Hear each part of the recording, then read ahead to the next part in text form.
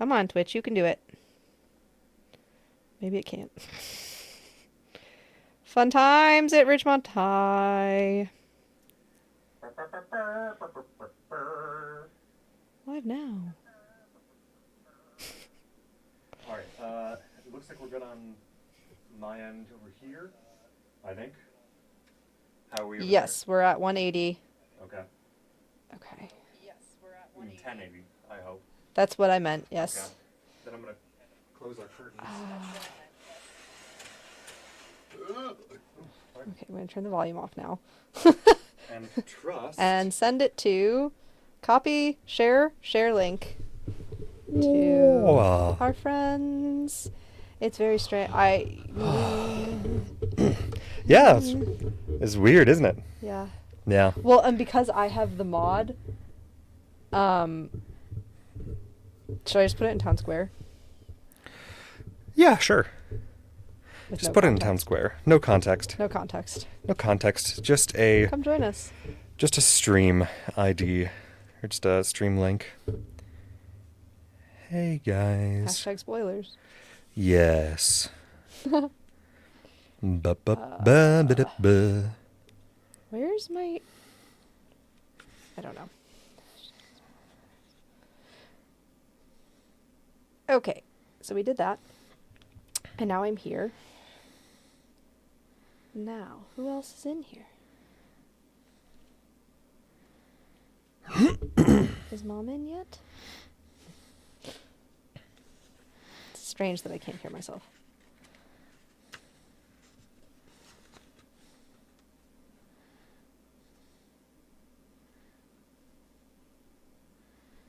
She's on. Okay. All right. Also, for when this VOD goes to YouTube eventually and or is just findable here on Twitch for a few days. Good morning. Good evening. Hi, I'm Josh. And I'm Kara. I guess we don't have an actual We don't have a script. We've had Script or ideas intro. of what to do for an intro. yes. And then we haven't done it yet. No. Because we just keep going. Right. We got to get to that. We got to get to that And soon. Then time feels like it's been compressed in the last 2 weeks. Oh, you can say that again. I think it probably feels like that for a lot of people. But Yeah. It's felt like Monday for 7,000 years, every day in a row. Yeah. For most of the last few weeks. And we've kind of decided that we really just needed to get this stream live and out there to the world. And so we'll do the rest of the housekeeping at a later date. Yes. So, hi. I guess why we're here today. And usually, I don't even have my knitting set up. I know. I will get my knitting set up in a bit because I can just think through what we're talking about while I'm knitting. But typically, we're going to be knitting and crocheting, respectively. Yes. Probably. While, as the title of this video probably gives away, discussing Critical Role Campaign 4. Because we are nerds who really enjoy that kind of thing. We are indeed. And now that we finally got you watching Critical Role, this became a possibility. Yeah. So we one of the little things that we'll probably bring up on quite a few of our episodes of this stream is that our main topic of conversation is going to be Campaign 4, which launched in early October. But I am also slowly but surely working my way through the backlog, starting with Campaign 1. Yes. So we will at times also be talking about what happens in Campaign 1 as I come across major, plot and character arcs. Yeah, we'll have check-ins here and there of, hey, have you made any progress on Campaign 1 recently? Look, we have a And- Krim. Hi, Krim. Hi, Krim. Good morning. We haven't figured out this mod stuff yet either, but that's great. No. Hey, Krim, if you want mod status, Let us know! actually, you'll probably just get it Yeah. without warning. Well, actually, this is your warning. This is your warning. Congrats. Congratulations. No pressure or anything. No, none at all. Not for you. For Dandy, sure. Not for Absolutely. you. Yeah. Yes, but so obviously that means spoilers for eventually Literally everything. all of the rest of Critical Role. Eventually, if you don't care about that, great, because Kara doesn't. No, neither does my mom. She's watching right now, and she hasn't watched a single episode of Critical Role ever. Right. But we're gonna make her go back and watch Campaign 4 Yes. and catch up. Yes. But And for I'm- now, she's just here for the vibes. And I'm because she loves hopeful. us. I'm hopeful for her sake that she does end up watching more of the other stuff too, just because I think it's all great. But we'll see. We'll see how that goes. Oh God's what? I'm gonna turn this around for Josh. There you go, Josh.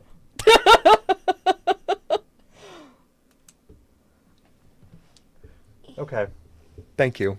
Good. Good. Yeah, you don't. You don't have to worry about deleting comments right now. Since there's only 2 of you. Yeah. And the other one's my mom. And, well, if she comments mean things, we probably deserve it. Yeah. I'm not likely to delete those even for for posterity reasons. Yeah. For sure. Yeah.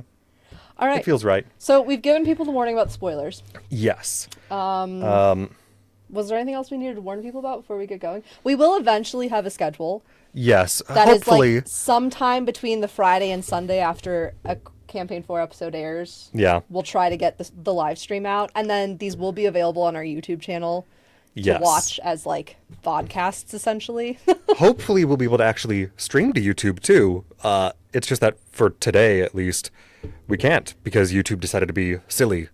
Everything's So- deciding to be silly today. We've been taking turns fighting with OBS. We were supposed to start at 3:30. Yes. Well, we were originally supposed to start at 1, Yeah. but then you needed to finish the episode. Right.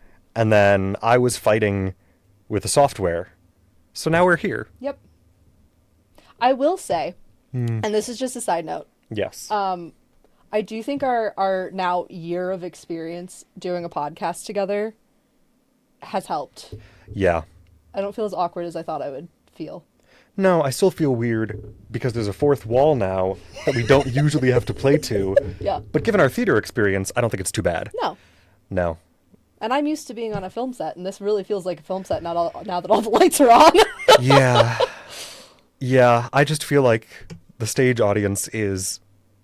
it feels more like a dress rehearsal of Yeah. as far as theater productions go. Yeah, Yeah. agreed.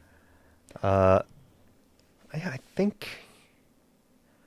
I don't think there's anything else for now. Okay. And you know what? If we think of something else and we're wrong for now, meh, Such is life. we'll get to it. All right, how do we want to start this? I have the actual blurb for Campaign 4's overview Oh, sweet written hell. down word for word in case people want to know what's going on. I get. You know what? If you want to, go for it. I'm gonna pull out my current knitting project, which is a scarf. It is very infinite simple. length. Yes, a scarf of yet undetermined length because I am practicing both knit and purl because I am a beginner. Please go easy on me. Be nice. Be nice. This is my second scarf ever. And it's a work in progress. So I'll start on this. You know what? Go ahead. Okay, Go ahead. What have you got? word for word. I have word for word. In case anybody was You curious, menace. this is my note-taking journal. We can all, I think, safely assume that if and when I eventually actually play D&D, which I have a funny side story about that, but until then, there's always the note takers, right? In D&D, in a campaign, there's always that one person that takes a copious amount of notes, Yeah. and then like 100 sessions later goes back and goes, wait, this person's name is familiar to me, and they go back to like the 4th page of their notes from the 2nd session and they know who that person is. Yeah. I'm that person. Unsurprising to everybody who has ever met me. Yeah. No, that's totally on brand. Yeah. Good gods. So welcome to Campaign 4. This Bippity boppity boop. This is our overview. Hero to many, enemy to some. When Thiazi Fang, a noted war hero, is marked for execution, various figures from across his remarkable life unite to uncover the truth behind his grim fate. In a land known as Aramon, still suffering from the fallout of dead gods and living in the shadow of a tumultuous rebellion, these disparate people will come together across the fractured world of Aramon and connect in ways they never imagined. As hope and victory fade, a question hangs over Aramon. Without the gods, what great deeds now fall to us? And who or what shall grab their crown from or for themselves? Do you want to talk about the tables? A little in what capacity? I mean, Just yes, but in what The capacity? idea of like the rotating and Yes, Yeah. I'm a big fan of that partly because I love that we're bringing in new people for this campaign. yes, Because the original Critical Role cast were Matt, Marisha, Taliesin, Travis, Laura, Liam, Sam, Ashley. right. Oh, I should send that Yes. to my mom. Hang on. Oh, I forgot to yes. send her the link. Oh my gods. Well, that's fine. She'll live. She'll live. But yes, so adding Luis Carrazzo, Whitney Moore, Alex Ward, and Robbie Damond Yes. were... It was a big change. And Matt was previously the DM for all three previous main campaigns. So getting to see him play at all is already huge. Yes. It's... Which we'll get into that more. We will. Don't think we won't. But I love that we're adding new people, so we're getting more perspective. Oh my god, Abria Iyengar. There you go. Absolute goddess. Yes. Our beloved. I'm so sorry. Yes. There's a lot of names. There are a lot of names. Oh my god, we have 7 people here. Hi, friends. Hey! Yeah, I saw I saw Andy and Michaela pop in. What is Good that? morning. Column chat? I don't know what I just did. What did you do? I don't know. Okay. I don't know why you gave me control of this. You know what? I'm not sure either. I should have known better. Is this still working? Oh no. Josh's mic is shadowing his lower face. Thank you, Mom. Great. I'll move it here. He will have a different mic stand next time we do Is this better? Probably. I'll probably have the gooseneck that Kara has. Yeah, and then it just hasn't come in yet. less in his face. Yes. Ideally. Ideally. Is this better, Suzanne? I don't know. I have to stay on my phone now.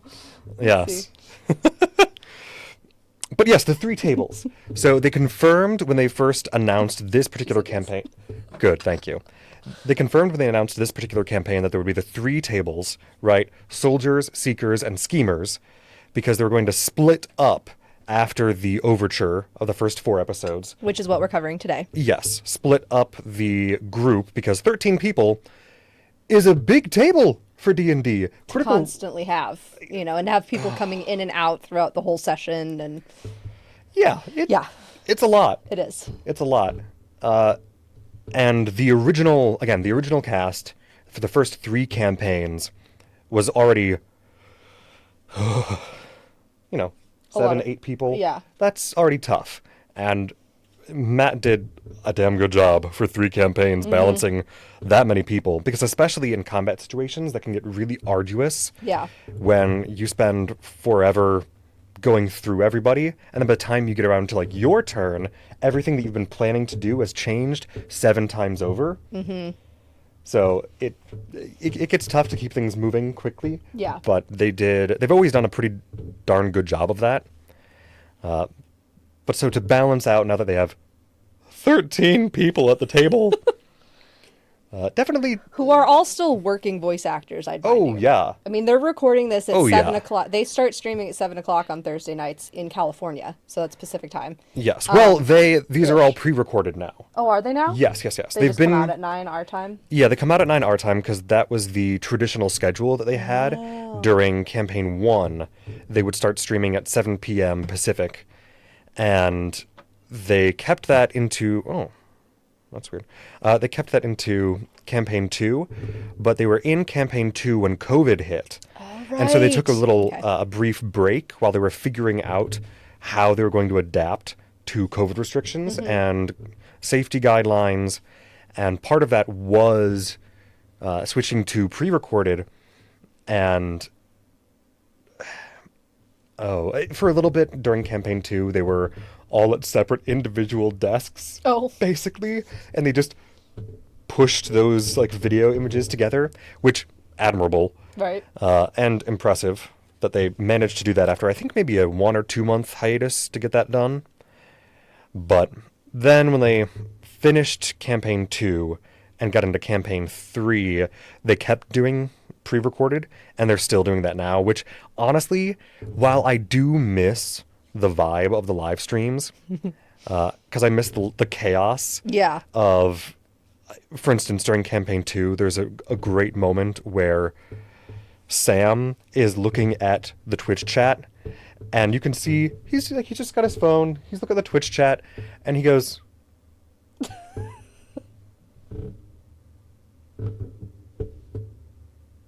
oh. Did somebody And figure just something quietly, out? yeah, because a bunch of people in chat had figured out that a character they were talking to and had been interacting with for a couple of episodes was somebody from someone's backstory in campaign 1 who went missing. Oh. And they went, oh my gods, they're alive and here and without a memory and I like that the fans Oh. essentially spoiled the plot line for Sam live. Yes, no, it was great. Yeah. But so I do miss things like that. Mm-hmm. However, for the sake of all of their schedules and lives, Yeah. especially considering many of them have children, it makes sense.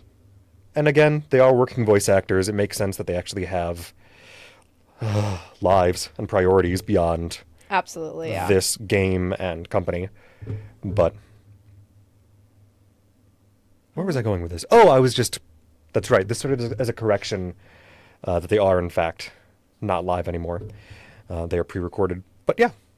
The 3 tables, I think, are a great idea also for scheduling purposes for themselves and each other, but also for the sake of keeping the story moving with that many people. It just makes sense. Though it is wild, and I kind of feel bad for Brennan as he's like, we're starting 3 campaigns! What am I doing? Yeah, essentially. And it's been in these 4 episodes, if you guys haven't watched it, it's, there's probably 30 seconds every hour or so Yeah. where it's just the entire tables are getting up and switching. Yes. Because these first 4 episodes have had everybody on set, ready to go, ready to come in as, the location changes or the plot moves on in such a way. Yes, because they're kind of doing again, they're calling it an overture, which I think is a great name for it, because it's getting everybody in a position and it's introducing all of the characters in a way that gives you a good idea of who they are, what their deal is.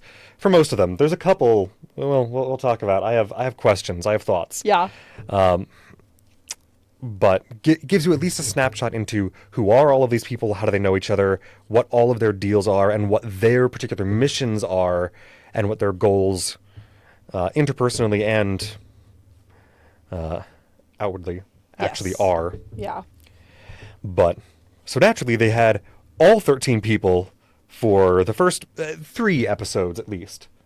And then because the soldiers broke off early at the end of episode 3. Correct, right. But again, we'll get into that more later. We will get into that. But I do think God's admirable work from all of them Truly. in It's making been awesome. this work.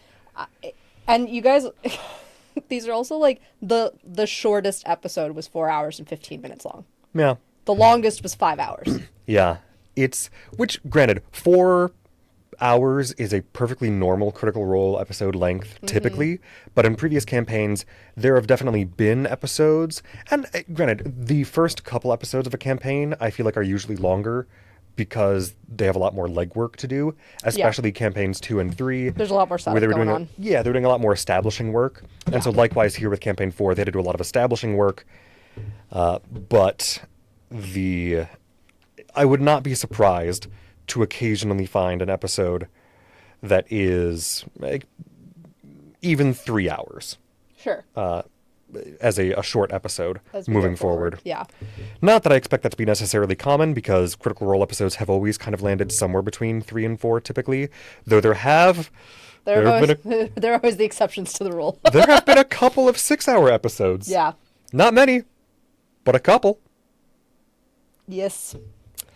Well, I think that probably covers most of the the background tech of what's going on with all of this. Yes, and I have more to say about the tables later, but I Yeah. think we'll get into it later. Especially since only one of them is really in place at this point. Yes, Anyway. but you know what? I'm just going to say this bit now, just Okay. because then it's out of the way. The symbol that they've been using, like the corner of the thumbnail for the Overture episodes. Yeah. I don't know if you noticed, but that symbol is a composition of the 3 symbols for the 3 tables. Oh no, I hadn't noticed that. I don't think I knew Yes. there were symbols for the tables. I don't think I've come across them. When you get the chance, go take a look. Okay. I gotta write this because down, guys. the soldiers have a shield at the center with 4 swords. Nice. The Seekers, I believe, if I'm remembering correctly, the Seekers table has basically a compass, like compass rose, Okay. and the Schemers are 4 birds facing inward. And there's a little more detailing to Birds each are of a these. thing in this, guys. And I love it. Birds are a thing in this. Birds are a thing for Brennan, specifically, that is just internet lore. I don't know how aware you are No. of this. So, This is part of what's going to go into our intro speech, guys, is the fact yes. that Josh has been a Critical Role fan for almost a decade-ish. About that. And has been a Brennan Lee Mulligan.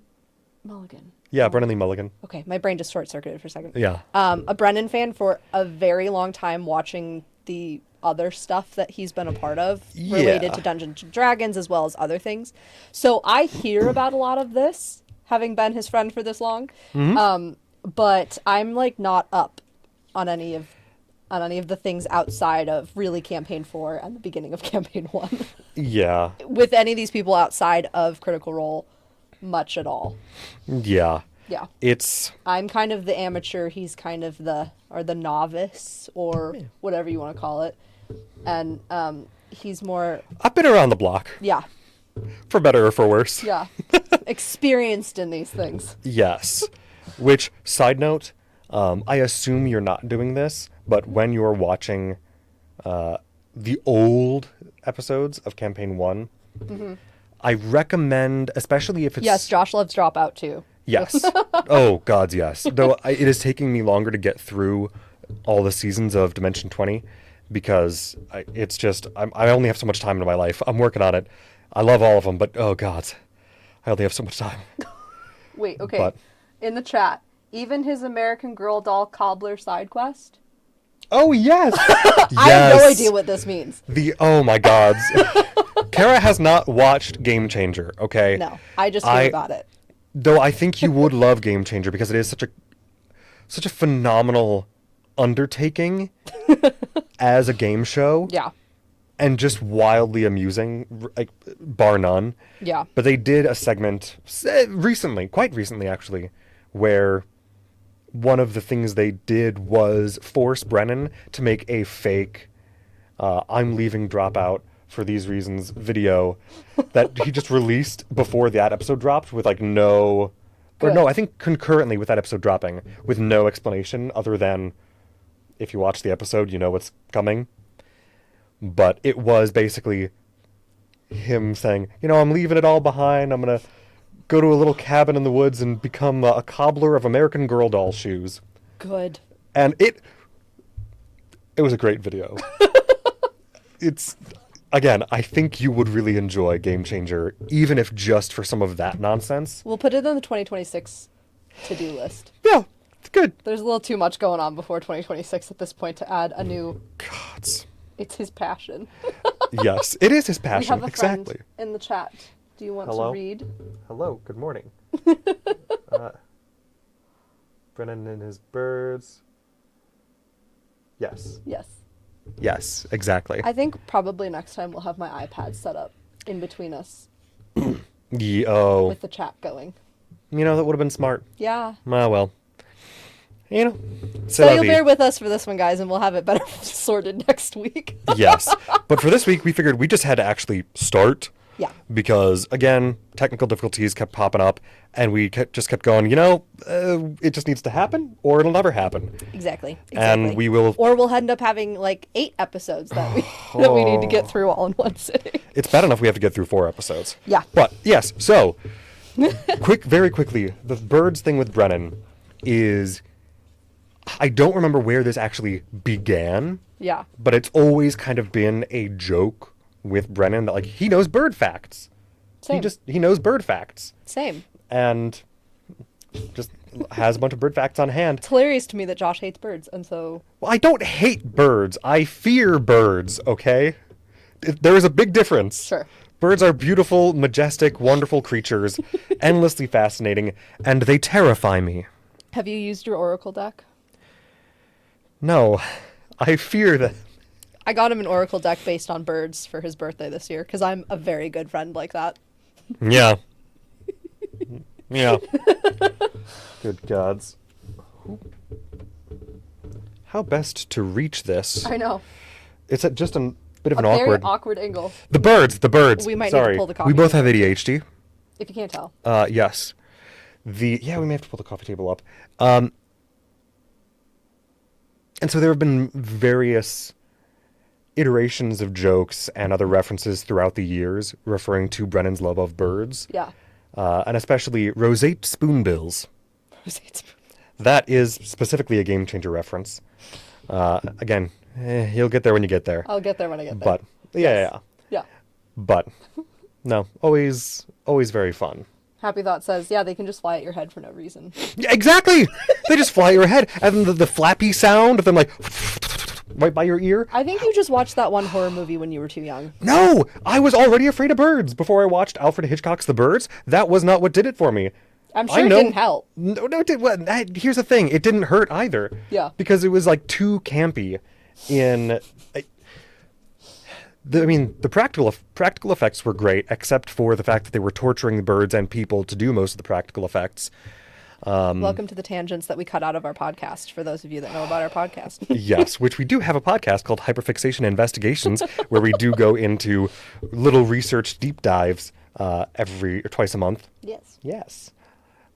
Check us out on Spotify and Apple Podcasts and YouTube. The Self-promo. Self-promo for the win! We gotta put the self-plug somewhere. But yeah, because there were parts of Alfred Hitchcock's The Birds where, like, somebody was running out of a building with birds, like, pecking at her as, sitting on her arms. They strapped the birds to her arms and scared the birds and then said, okay, now run. That was mean of them. Yeah, animal abuse and human abuse. We'll get back to birds later, actually, because I have notes about the birds. Yes. The reason I wanted to bring up the birds initially in the first place was I think the birds in the Schemers symbol are likely to be magpies. My theory, which came to mind when you said there were 4 birds, Yes. is that there's going to be the crow, the magpie, the falcon, and there's another bird that he mentioned when he was describing the rookery in the first episode. Nightingale. The nightingale. Yeah. Yes. That wouldn't surprise me, except these all look to be the same bird in the image. Sure. So I'm assuming they're magpies because I'm thinking that one bird correlates to each table. Or maybe to like each... Or maybe there's like a couple people to whom specific birds correlate. Because Like the magpies... falcons are with the soldiers and the... Right, the falcons with the soldiers. And then the magpies showed up with... around Hal's house in episode 1. And then the nightingales with the other. And then the nightingales with the seekers, rather, because nightingales called both Taisha and Velas to House Divinos. True. Okay, I see your theory. Palazzo Divinos. I see the logic behind your thoughts here. So that's part of what my thought there is, but yeah. Okay, let's get into episode 1, I guess. I love bird symbology. Yes. We'll talk about it later, but yes. Yeah. Because you have so many notes. Not including my character pages, because I have a page for every character. I have 14 and a half pages of notes for the first 4 episodes. I don't know if you guys can see this at all, but they're different color inks on these pages. So the things that are in colored ink are the things that I wanted to make sure to talk about, or quotes that I really liked, and then the black stuff is all for me just keeping all the lore straight. Yeah. No, that's fair. I've just kind of written notes haphazardly, all in purple ink because it's the best color ink there is. Yeah. So I think our neurodivergence is showing up in different ways. Yes. Weird. Strange. Yeah. Who would have thought? I also have a page just for NPCs that seem important or reoccurring. Good. Smart. But yeah, just for if people are curious, this is what a character page looks like of my notes. Good It God. has the voice actor's headshot, the character art from the official website, and then like their first level stats and what their class and race and all that stuff are. Which, I mean, I thought about doing that. Yeah. And then went, it's too much work. That'd be crazy. I could never. I can. Ay, ay, ay. We know. So, episode 1, the city of Dolmakyar. Yes. Then episode 1, for those who are curious, is entitled The Fall of Thiazi Fang. And there was a fall. Quite literally, Yeah. a deadly one. A short fall with a sudden stop. And it involved a noose. Yes. You'll take it from there. What was the... I'm trying to remember the exact quote from Pirates of the Caribbean. A short drop with a sudden stop. Yes. Yep. Yes. Yep. I feel like, do we want to get into like plot stuff first, or do we want to go, okay, these were the really cool little moments that, like, moments that popped up in our favorite quotes? I think maybe we do... At least for right now, maybe we try to do that as we go through plot stuff. Okay. And just try to kind of go through discussing the episode and as we think of things. How in detail do you want to get? This is the one problem with me being a note taker, is I have all the detail. Yes, we don't have to go too crazy. You know what? Let's say 7 out of 10. 7 out of 10. Because I know you've gone to 11. Yeah. Let's go 7 out of 10. Okay, fair enough. Yes. Well, in comparison, these are my notes. I don't know if you can make that out at all, but much more like... Well, even just the size of our notebooks Yes. compared to each other, I think is telling. I will have to count Also, how many no pages I copyright used. infringement, with their logo on this. But if I don't keep their logo, Oh, you got a sticker for the... Nice. no, I printed it out and then I cut it out by hand and then I taped it to my journal. Well done. Thank you. Well done. I just have... I have 6 journals that are that come in a pack for this, so they have to have a different cover or they're all going to get confused. No, of course. Yeah. That's how it goes. Yeah, obviously. Okay, so we enter this episode essentially at the very beginnings of the execution procedures. Just the fact that we open with a cold open... Every episode's a cold open and it's awesome. Yes, because I'm not used to that with Critical Role. Oh, it's cool. I'm used to... Because what I used to do was... Hey guys, how's it going? Blah, blah, blah, blah, do all like intro stuff and any ad reads, whatever, get that all out of the way. And then, okay, let's dive in. Then they have their little theme song, and then they start the episode. This was, first things first, just second 01. Liam. Someone you love very much is about to die. That's how it started. That's how, with only Liam sitting alone at the tables, talking to Brennan. Liam and Brennan, like, oh, so we're starting there. Which, by the way, I know you did not, but I did make some predictions before going into this campaign. I made none because I was like, I don't know any of what's going on anywhere, anytime. So it doesn't make any sense for me to make predictions. I did make some predictions that I wrote out forever ago. Because I very specifically did not watch any of the behind-the-scenes character information. We both avoided all of that on social media. Yeah. Anything other than the very first announcement video for Campaign 4. And I did watch the fireside chat between Matt and Brennan immediately after that. But then I watched none of the behind-the-scenes character information before or between then and the beginning of the campaign. Yeah. Because I wanted to be surprised. And I wanted to make predictions without like anyone else's input in my brain. Yeah. Now, I'm not going to go through all of it, but I am just going to call out the stuff that I got correct. Okay. Which I did not technically yet get anything correct for Liam specifically. Okay. However, because Liam has a history of having campaign-relevant dead loved ones, I figured just saying that alone would be a safe bet. It's too safe a bet. Yeah. So I had to get more specific. So I wrote, quote, he will have dead children. And now, well, because, okay, so he's had dead mother with abusive father. Dead parents, just in general. dead husband. So I figured, Yeah, let's go. kids. Let's go to children. Why not? And you know he what? does have kids. He does have kids, which means there's still There's time. still time. And Brennan is probably. He seems like he's not pulling any punches. No. Given the episode 4 I just finished watching, no, he's not pulling Even punches. the bar fight in episode 2. True. We'll get Yes. there. So I went, he will have dead children, and then we started with Liam, someone you love very much, is about to die, and I went, yes! My prediction will be correct. Oh, damn, it's his brother. It's his brother. Oh, I went too specific.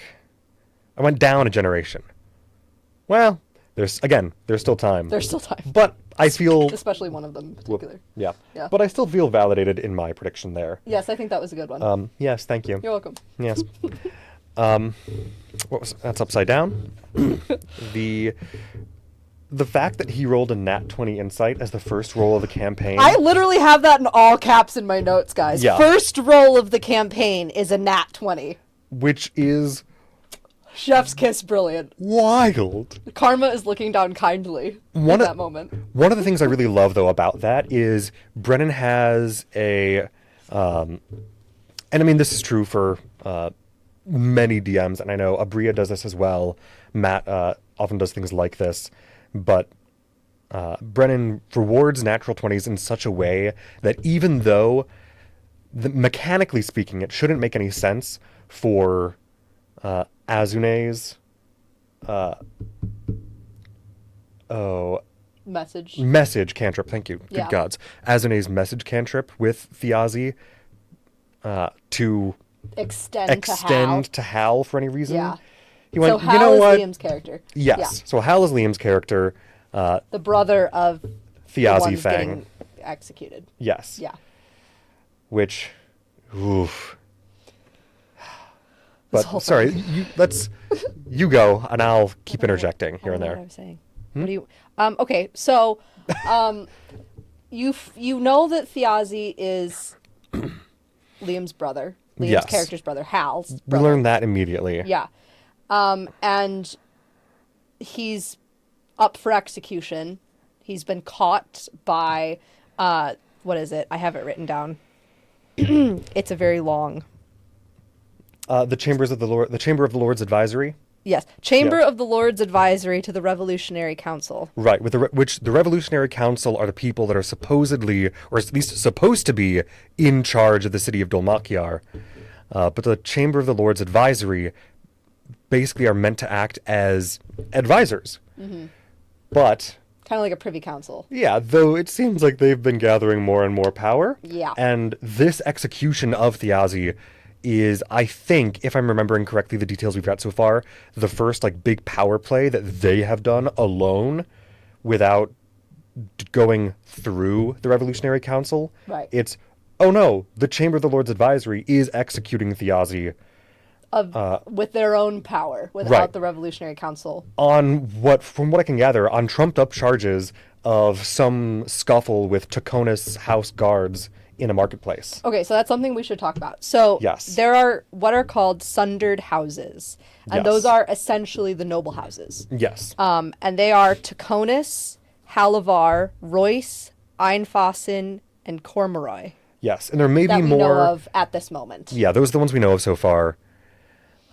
So the fact that the Taconis house, and you come to find out later there's more to this, obviously. The Taconis house is not a fan of Thiazi Fang, so they No. convince the Halavar family to execute him, Yeah. essentially.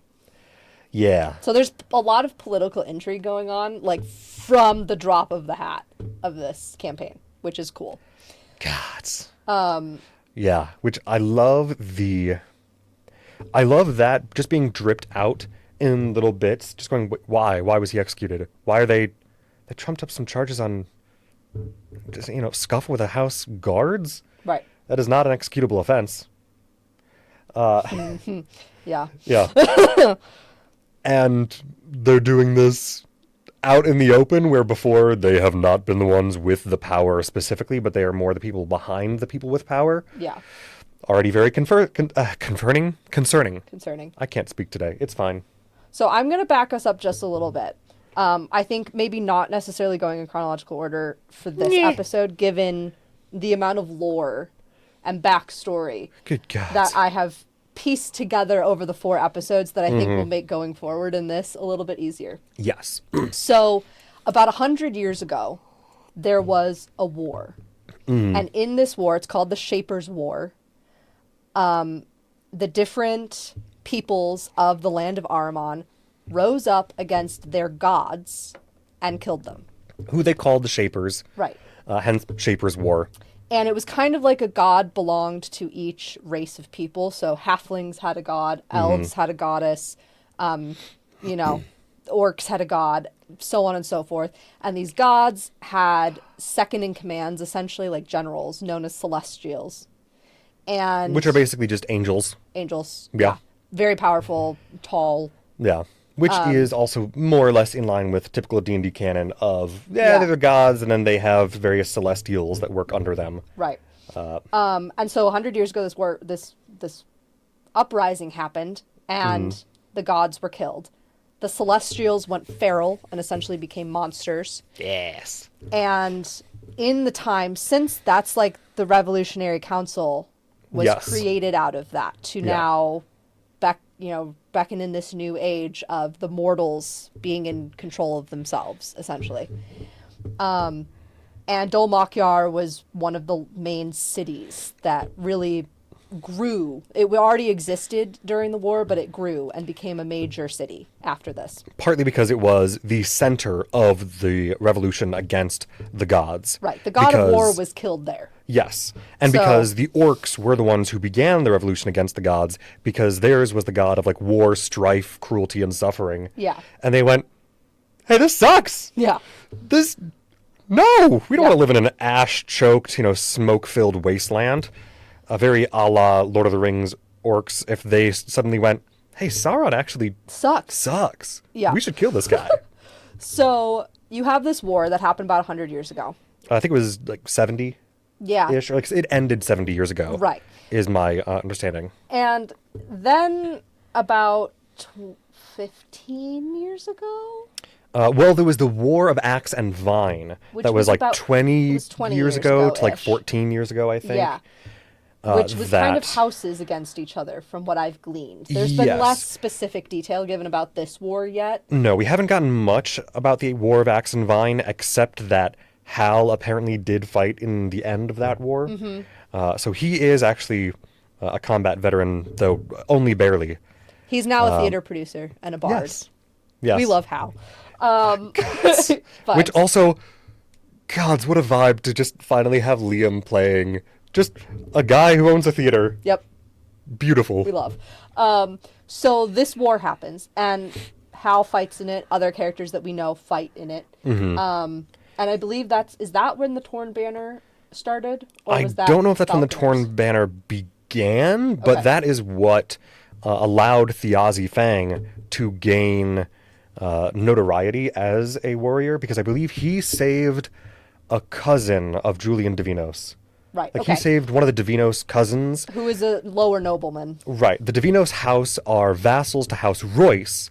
So he was able to then get enough notoriety and basically, as a commoner, found himself with the sudden like soldier status that allowed him to marry Aranessa Royce. Who was a princess, essentially. Yeah, more or less. But, one of these higher noble houses. And which, God, the fact that the Royces have connection to fairy, which Yeah. isn't fully explored or explained yet, I can't but they wait. have some deep connection to the land of fairy and the realm of the fae. Phenomenal. Yes. So they... So this war, I just don't want us to get too in the weeds with this. yes, no. This part of it, at least. So the war happens. Thiazi Fang, who is the one who, in current time, is up for execution, Yes. becomes a warrior of note in this war. And then there is a rebellion. And this is Yep. called the Falconers' Rebellion, which he essentially helps lead Yep. Becomes with- one of the notable figures of this rebellion. And it's a rebellion against some of these noble sundered houses Yep. who are trying to, they're, essentially coming into even more power and trying to control the masses and stuff like that. And so the Falconers Rebellion, we see Thiazi, we see some of the other characters that are now, at our sitting at the tables are Teor and Azune, Cadigan, Thimble. So we have a lot of our main characters that fought with Thiazi in the Falconers Rebellion. Yeah. And from that, we get this imagery of the torn banner. Now, that hasn't been fully explained to us yet. But my understanding is that they are a mercenary group That came out of warriors that survived the Falconers Rebellion. Well, no, I think... No? Okay. And I could be misunderstanding, but I think... Because they haven't gone into full detail on it yet. No, it's been mentioned here and there. They made little Yeah. lore drops, but they hasn't been, fully explained, at least as far as I'm aware. But I believe they did actually come out of the War of Axe and Vine. Oh, okay. Because they mentioned... Liam or Brennan made reference to Liam's character Hal fighting under Loza Blade, who was the leader of, or one of the leaders of, the Torn Banner. Okay. So, as part of the War of Axe and Vine. So then the Torn Banner being a mercenary group that was fighting in the Falconers Rebellion after being established either sometime before the War of Axe and Vine or in the War of Axe and Vine. I'm not sure, but that's my impression. Okay. So Thiazi becomes even more notable from the Falconers Rebellion and being a leader of this. And then, obviously now he's made enemies of quite a few of the Sundered Houses. But what's interesting is they did actually grant him clemency after the rebellion ended. They granted all of them clemency. Yes. They had to disband the Torn Banner. Right. But the group disbanded, but they were all like, okay, we're not going to do anything about it. Until 12, 13 years later, House Taconis going, hey, Halavar, you good if we execute this guy? Right. Yeah? Handshake? All right, let's execute this guy. Right. So in this time period of 12 years or so since the Falconers Rebellion, Thiazi has essentially become a world-class thief and fence. Yep. And Gods. this is part of how the trumped-up charges for his execution stick, is because everybody knows that he's doing illegal shit all the time. Yeah, he's okay. The fact that Valus showed up to his funeral or his wake, I guess, and basically went, "Thief! He stole from me," and everyone went, "Okay, I mean you're right, but you can't say that At a funeral." Come on. Yeah. So there's multiple plots going on to try to stop gods. this execution that are being run by various members of our main characters. Some more complex than others, some including a lot of magic and schemes, and others being very politically oriented. But a lot of people are trying to save his life and trying to get him out of this execution in various ways. And there is a plot that seems like it's really going to work. Or at least it's got a higher chance of working. right, because Hal's plan to get Wikander Halavar, heir to the Halavar house, and scion of their new religion, which, gods, we'll get into that. Yeah. I understand him trying to get Wikander to talk his grandmother, who is current matriarch of the Halavar, good gods, Halavar family, to not execute him. Yeah. Yeah, understandable that, okay, you use whatever in you got, but that definitely was always a long shot. Uh-huh. And the fact that Brennan played the grandmother, whose name I can't remember now, but the grandmother, Yanessa, thank you. Yanessa Halavar just going, he's gonna die. He's gotta die. He's Sorry, gonna die. kid, he's gotta die. Okay, Sorry, kid. sidebar. Brennan is brilliant. Okay, we all know. Mom's gonna know.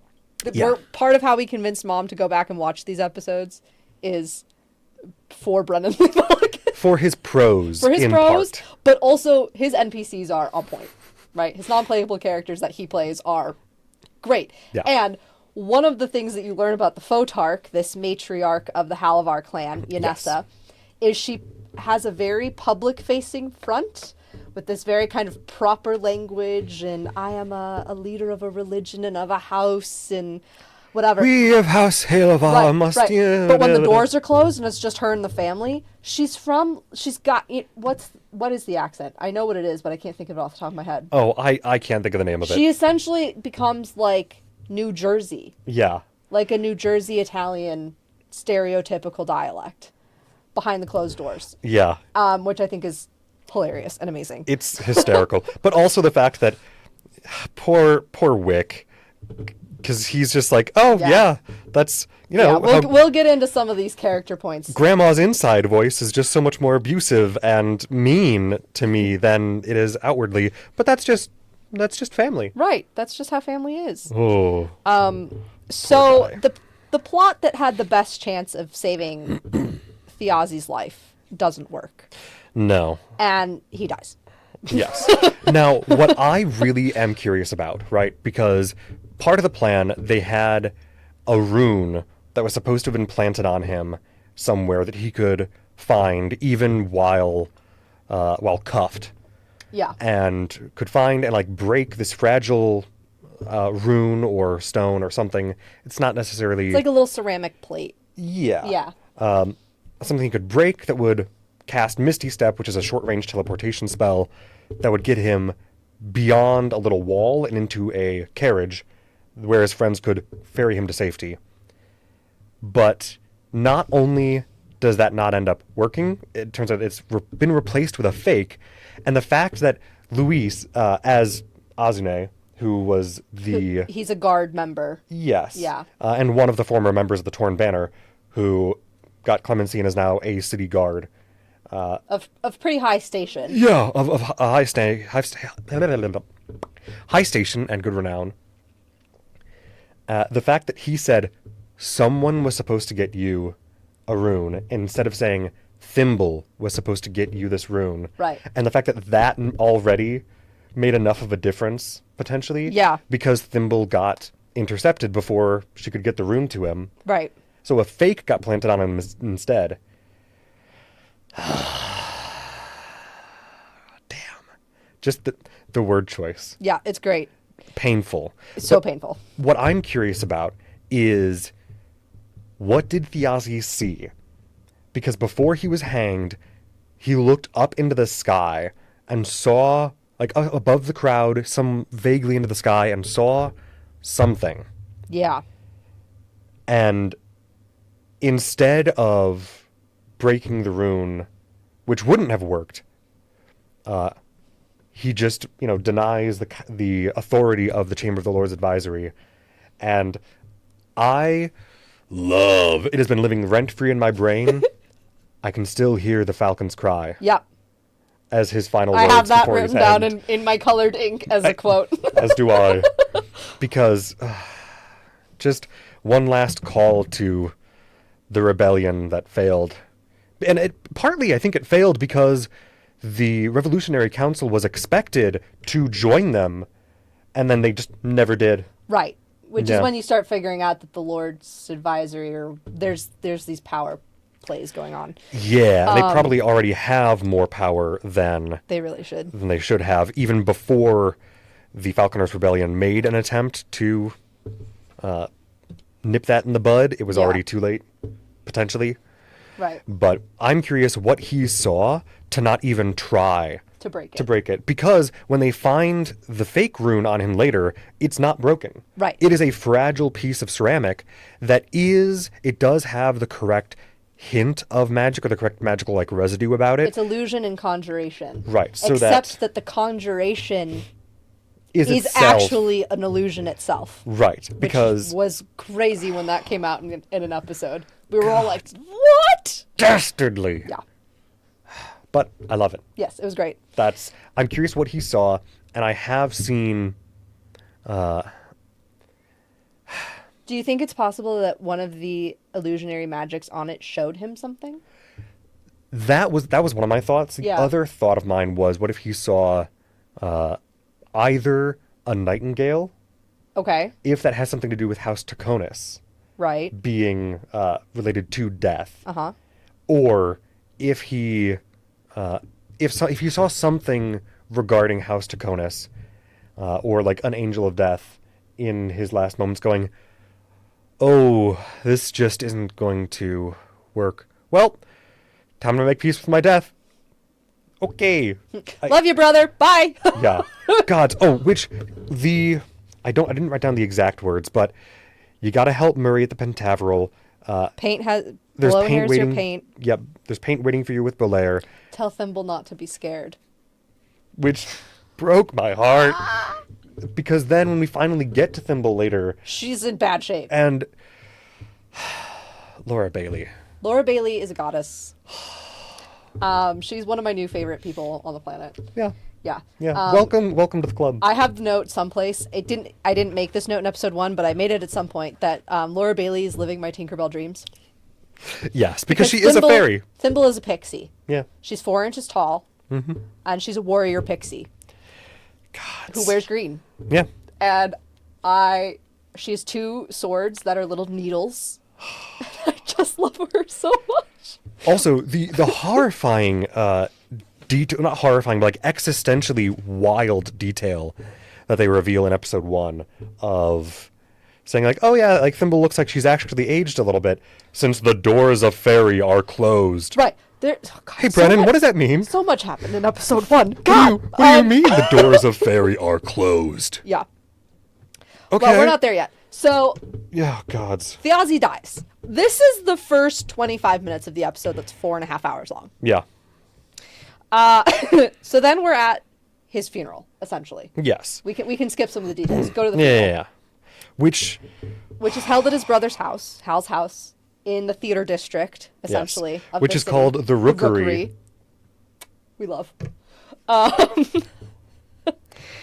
And you come to find out that Hal has baby mamas, plural. Yes. But one of those baby mamas is Taisha, played by Abria, who is an orcish woman druid. Mm-hmm. They have 2 kids together from when they were young. Yes. Aladar and Shadia. Shadia.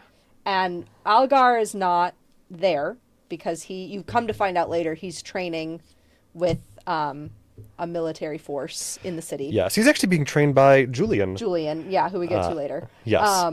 But Shadia is there, and she's kind of coming up under her father as a theater producer and a performer herself. God, the way Brennan plays parent-child relationships always kills me. Yes. I started crying almost immediately, not because of Thiazi's death, because I don't really know Thiazi, Right. but because of the way he played Shadia trying to get over her uncle's death. Right. And like to dealing help with that. to be a good hostess for this wake. God. And in the Orcish tradition, which, it's just so cool that we go into this much level of detail about the customs and the lore. But in Orcish tradition, the body of the deceased is laid out in the home and then surrounded by trinkets and foodstuffs and things like that by various mourners, and while the death rites are being done. Yeah. And so she's playing hostess, like bringing around these cranberry rolls. And, Yeah, for her uncle's funeral. Here's one of my favorite lines. Dol Makyar, which is the city we're in. Dol Makyar is Chicago. This drink is Malort. So a running theme of episode 1 and 2, essentially, is that Thiazi had a favorite alcoholic drink that everybody else, you either love it or you absolutely despise it. And Yep. so So they joke about it as being Malort. it's Malort. And as a certified Malort enjoyer myself, yeah, that sounds about right. Yeah. I forget who it was at one point, like late into episode 1, I think, brought another bottle of Yargraz, which is this, their Malort. I think it was And- Aranessa. Maybe, but I just remember them bringing one in, giving it to Hal, and saying, I know it was one of his favorites. And Liam's sitting there holding it, and he goes, yeah, it was. And just, I don't know why, but the way he said that Yeah. killed me. Yeah. And also, I think it's good to note that Hal is Thiazi's older half brother. Yes. They never go into the we have not, other than finding out they're half brothers, we never get into the half brother thing, and they clearly did not view each other as any lesser sibling relationship No. for that. But Hal is actually older than him. Yes. So, Which, hang on, quick. I got one more thing about predictions. yes. I am very proud of myself that I was able to predict actually a good deal about Abria, Oh, good. or at least Abria's character, because so Taisha is her character, and Taisha is awesome. God, Taisha's phenomenal. I've been an Abria fan for years now. Seeing her show up on Dimension 20, on other dropout things, and Critical Role here and there, phenomenal. Yeah. Absolute delight of a dungeon master and player. But she is well known for loving wizards and like magic users in particular. So I suspected she might play a full caster. So a full caster just being somebody, a character who has spells as like their main thing, their main shtick. So They use spells over a sword, yeah, essentially. yeah. And I figured, well, she's been playing a wizard over on World Beyond Number with Lou Wilson, Erica Ishii, and Brennan Lee Mulligan as well. So I figured she might not go wizard again with another long-running campaign so Sure. close to it. So I figured, well, maybe she'll go druid. And she did. And I figured, well, Brennan had mentioned something about in the introduction about all this, that he's taking inspiration from Tolkien and the idea of what if the orcs decided that, hey, Sauron sucks, let's kill this guy. And I went, yeah, Abria is the kind of person who is happy to move the narrative along and be deeply tied into some core element or facet of the world in that kind of way. Yeah. So I figured, okay, she's probably going to play a full orc. Yes! And the third thing, which is, this is the safe bet, right? This is the less of a win, I think, Okay. to guess this, because every time she's appeared on Critical Role, specifically, she has been somebody's ex-partner. I love that. So, Well, and they're not really exes. I mean, they're just they're more not, but They're just like not married and also have other people outside. They're like an open relationship. yeah, 'Cause where they're Liam not really says- romantically intimate currently, but they Right. have been in the past, and they've never really, They will still share a Like- bed on occasion Yeah. when she's in town. yeah, You know, yeah. she has her own room at his place, but also sometimes she doesn't use that room when she's at his place. Yeah, Is what it was just implied. Depends on the vibe of that, Yeah. that particular interaction. But I'm still counting it as a win. For sure. Because No, I for predicted sure. she'd be divorced They're from not somebody. actively together. No. And they never really got married, so they couldn't be Right. divorced. But I predicted she'd be divorced from somebody because in EXU Calamity, Exandria Unlimited, she played divorcees with Sam. Nice. And then when she showed up in Campaign 3 as a guest character, she was one of Travis's characters, like old ex-girlfriends or like old ex-flings. So they just had this lovely, you! Yeah. You! We don't know each other at all. No. Uh-oh. Okay, another line that I loved Mm. from Brennan in this kind of time period of this episode. So Loza Blade, as we've mentioned before, was this general that was really important, commander that was very important throughout the war and the rebellion. And she's orc, if I remember correctly from the Yes, I notes. believe she's an older orcish woman. Older orcish woman, extremely willful warrior, commander of the Torn Banner. Arrives and works with Taor. Yeah.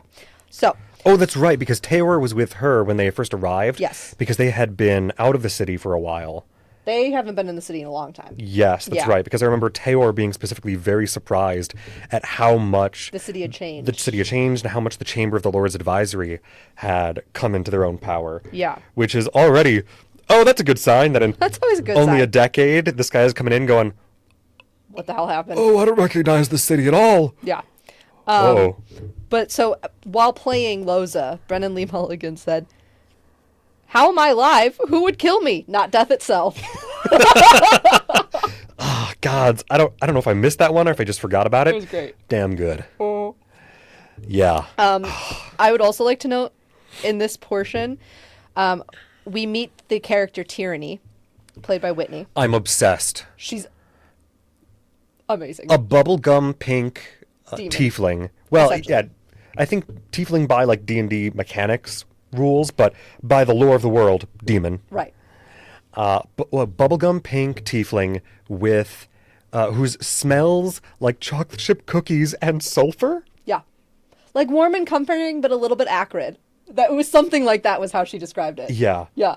Oh my gods. I wonder if I have it, actually, the full quote. Hang on, let me go to her character page. Just because of the way she said it was such a vibe.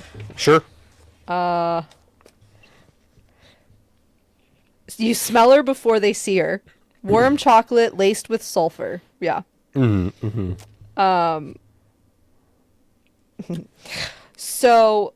Oh, yeah, before we move on, for some reason, I just have, without any context, the quotes, "And I give you a tug." And then, "A la Beastmaster. That's my favorite meal." Good. Yes. When Tyranny arrives at the wake, Yes. she gets the first attack roll of the whole campaign. And the Yep. first attack of the whole campaign is Tyranny throwing a sheathed scimitar at a magpie.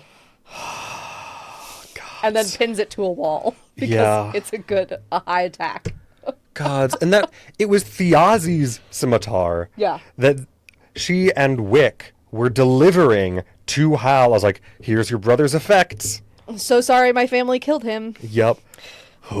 Yeah. Because Tyranny is supposed to be like Wikander's ward, I guess, or aspirant. Yeah, he's training her in the ways of the light. Yes. Which is the religion that the Halavar family has created in the past, 20 years. Yeah. Called the Candescent Creed. Side note on this, when we decided to name this channel Crafting Critters, we talked about the fact that there was, in a prior campaign, 2 C's. Yeah, because there was a Chaos Chaos Crew Crew. in Campaign 2. Right. And then they've referenced it ever since. Right. So we're like, oh, that's kind of cute. We'll have our own version of the CC. Yeah. And then we're 40 minutes into this episode 1, and we're like, okay, there's another CC. So apparently we're just, on track for doing this because Yeah. the CCs are everywhere. Yes. Which, gods, I don't remember where I have it written here. Yeah, I have it written somewhere, I think. I can't find it. But regarding, I think it was Aranessa talking about the Halavar family new religion, and talking about, wow, it's so convenient that their new god has no face or personality with which to... Do I have that written down? It doesn't have the inconvenience of a personality or face or something like that, which I really loved as they can just kind of say whatever the fuck they want. I have it. Do you have it? I Okay, have the perfect. exact one. Thank They you. worship the light, don't you understand? It's a divinity without the inconvenience of having a voice or perspective. Yep. A voice or perspective, that was Yes. it. Yeah. Isn't that just painfully on the nose Yeah. with a lot of... Okay, so What? we're going to be here till midnight. Yeah, I know. We gotta speed this up. Yeah. We gotta So, speed this up. I think maybe It's... Okay. we do fun quotes. We do fun quotes, but also, hang on. So with Vikander showing up, I Yes. just have to say, I am firmly in the camp, and, disagree or agree, Okay. or whatever you feel. I can't wait. I am firmly in the camp that Vikander is not a cleric. Agree. He has I a agree with you. charisma of 18, but a wisdom of 10? Yeah. Wisdom is the primary stat of clerics. Well, okay, but with what's released about him in episode 3 and 4, Oh, yeah. he's not a cleric. No. Because his magic doesn't come from the belief and faith in a god. No. No. No, So, it comes from his bloodline. So Right. I wrote that he is definitely like a divine soul sorcerer, or maybe something adjacent. But a divine soul sorcerer would give him healing magic, Okay. while still being a sorcerer, and Okay. which is a charisma-based class. So being 18 charisma with only 10 wisdom makes way more sense as a sorcerer than it does a cleric. Okay. But I love that he thinks he's a he cleric. thinks he's a cleric. So for right now, his character card still says cleric. Yeah. The poor little naive Gods. Vikander. You don't know in the first few episodes whether or not you trust him. No. And then you realize, at least at this point, I am of the opinion. Yeah. We'll see if this plays out. I am of the opinion that he really had no fucking clue what was going on. No. His family is essentially evil. You come to find out some of their evilness is shown to you when they show it to Wikander for the first time. The fact They that let him in on the family secrets that essentially destroy his entire worldview because he was the only one in the family that actually believed in the religion their family created. Yeah. Which just ending, which that was the end of episode 2 that they started doing that. Yeah. Where when Brennan went, Wiki, I'd like you to meet your grandfather. That was how the episode ended. Yep. And then Sam's like, no, we can't end it here. good gods. Yes. Loved that. We loved it so much. Because the reveal that the Halavar family is actually, Yanessa boned an angel. Right, but not really. Not really. I mean, like, yeah. You come to find out later, not actually, but that's the implication you're left with at the end of the episode. Right. But, her son is half angel, Yeah. which then makes Wick quarter angel. So, yeah. Yeah. And they've just got a bleeding angel in a coffin in their basement. It's an Iron Maiden, actually. Yeah, and an Iron Maiden in their basement that they are tapping like a tree for rubber or sap. Right. But for angel blood. Essentially. And they're calling it filament, and they use it as a part of their religion. Yeah, which also, last name Halovar, Halo as in light, Yeah. for a light-based religion. Well, and Wikander. Yeah, yes, exactly. Perfect. Phenomenal. Yeah, amazing. So some of the things that I have from this section of the wake, Sam essentially equates a theater producer to a demon, Yeah. which I love. Yeah. To our dear friends back at home who might be watching this, I have a note on here. Tyranny is a... What did I write? Tyranny is an insane version of Lydia. If Lydia... That's hysterical. And I don't know how Lydia will take that. No, I don't know if it's how Whitney is like actively portraying her with facial expressions and stuff. I don't know what exactly it is about it, but I went, this is Lydia. The facial tics I understand. Yeah. Yeah. That's fair. And like I could see Lydia playing a character like this in D&D. Yeah, that's fair. You know? I say That's it with fair. love. I love this character. It's not an insult. It's a great thing. But yeah, I was just like, I just think it's hysterical. Gods. Okay. Matt as Sir Julian Divinos, Yes. who was the one to unseat Thiazi Fang at the end of the Falconers Rebellion and was kind of like the turning point of that rebellion and that war. The fact that he shows up at the funeral just to get a quiet moment alone with the corpse and spit on his corpse. Yeah. And say, I think it was, I just wish you hadn't died so I could kill you myself. Yeah. Yeah. It's a shame you can't die again.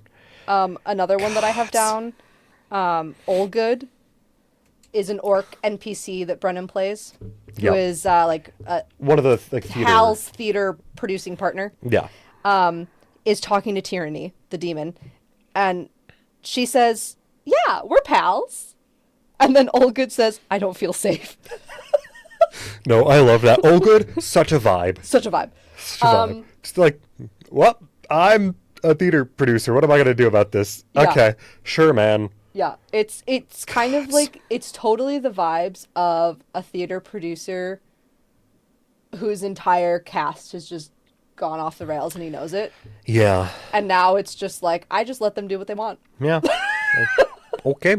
Well, as long as they don't burn the building down, I guess we're fine. I will say that during the funeral rites, where Taisha at one point is doing them, at another point Loza's in on it, on another point Taisha's deer wild that she summoned a that she deer. summoned Hala. I think she's a Circle of Shepherds druid. I haven't actually checked, but that was my initial I thought it inclination. was Circle of Ancients. They might have a new name for it. Oh, maybe. But like I have Circle of Circle of Shepherds. Ancients written someplace. I don't know if that's Okay. specifically her thing or if she's just connected to something else called that. Okay, because I know they're using the 5.5, like the 2024 rules. Right. But at least in 5th edition, generally, Circle of Shepherd would be one who could summon a spiritual animal. That is, although I think druids might now finally in 5.5 have the ability to have a familiar, so it might be an actual familiar. I got more familiar vibes from it. Okay. But what do I know? Yeah. So let's see. What was one of the other things? Oh, while they were doing these funeral rites, I don't know if you guys have ever listened to the song "Take This Body Home" by Rose Betts. I feel like I should know that. I've probably made you listen to it, but go look that song up and think about it being played over somebody's funeral or wake, and you'll get the vibes that I was getting. I know what I'm doing tonight. Yep. All right, great. Also, Sam's spit take. Mm-hmm.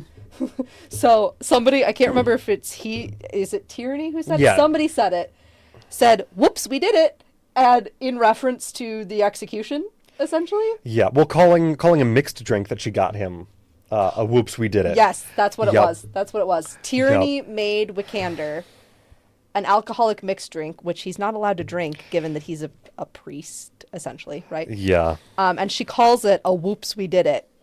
And as she says that, Sam, the actor who plays Wikander, did a legitimate spit take. It was hilarious. Well, I love that it was just the spit take. Is there alcohol in this? Yeah. Yep. Good. All the 5'11" jokes. Yeah. There's a lot of 5'11" jokes. You know, he's tall, 5'11". 5'11". He's short, 5'11". 5'11". Yeah. I did incorrectly assume that Sam would be playing a short character because all of his previous initial characters in a campaign have been short. Oh, interesting. Because he played a gnome, a goblin, a halfling, and then a very small warforged, which is basically just a robot. But he played a 3-foot tall robot. Yeah. So he's played short characters primarily, which is funny because Sam is tall.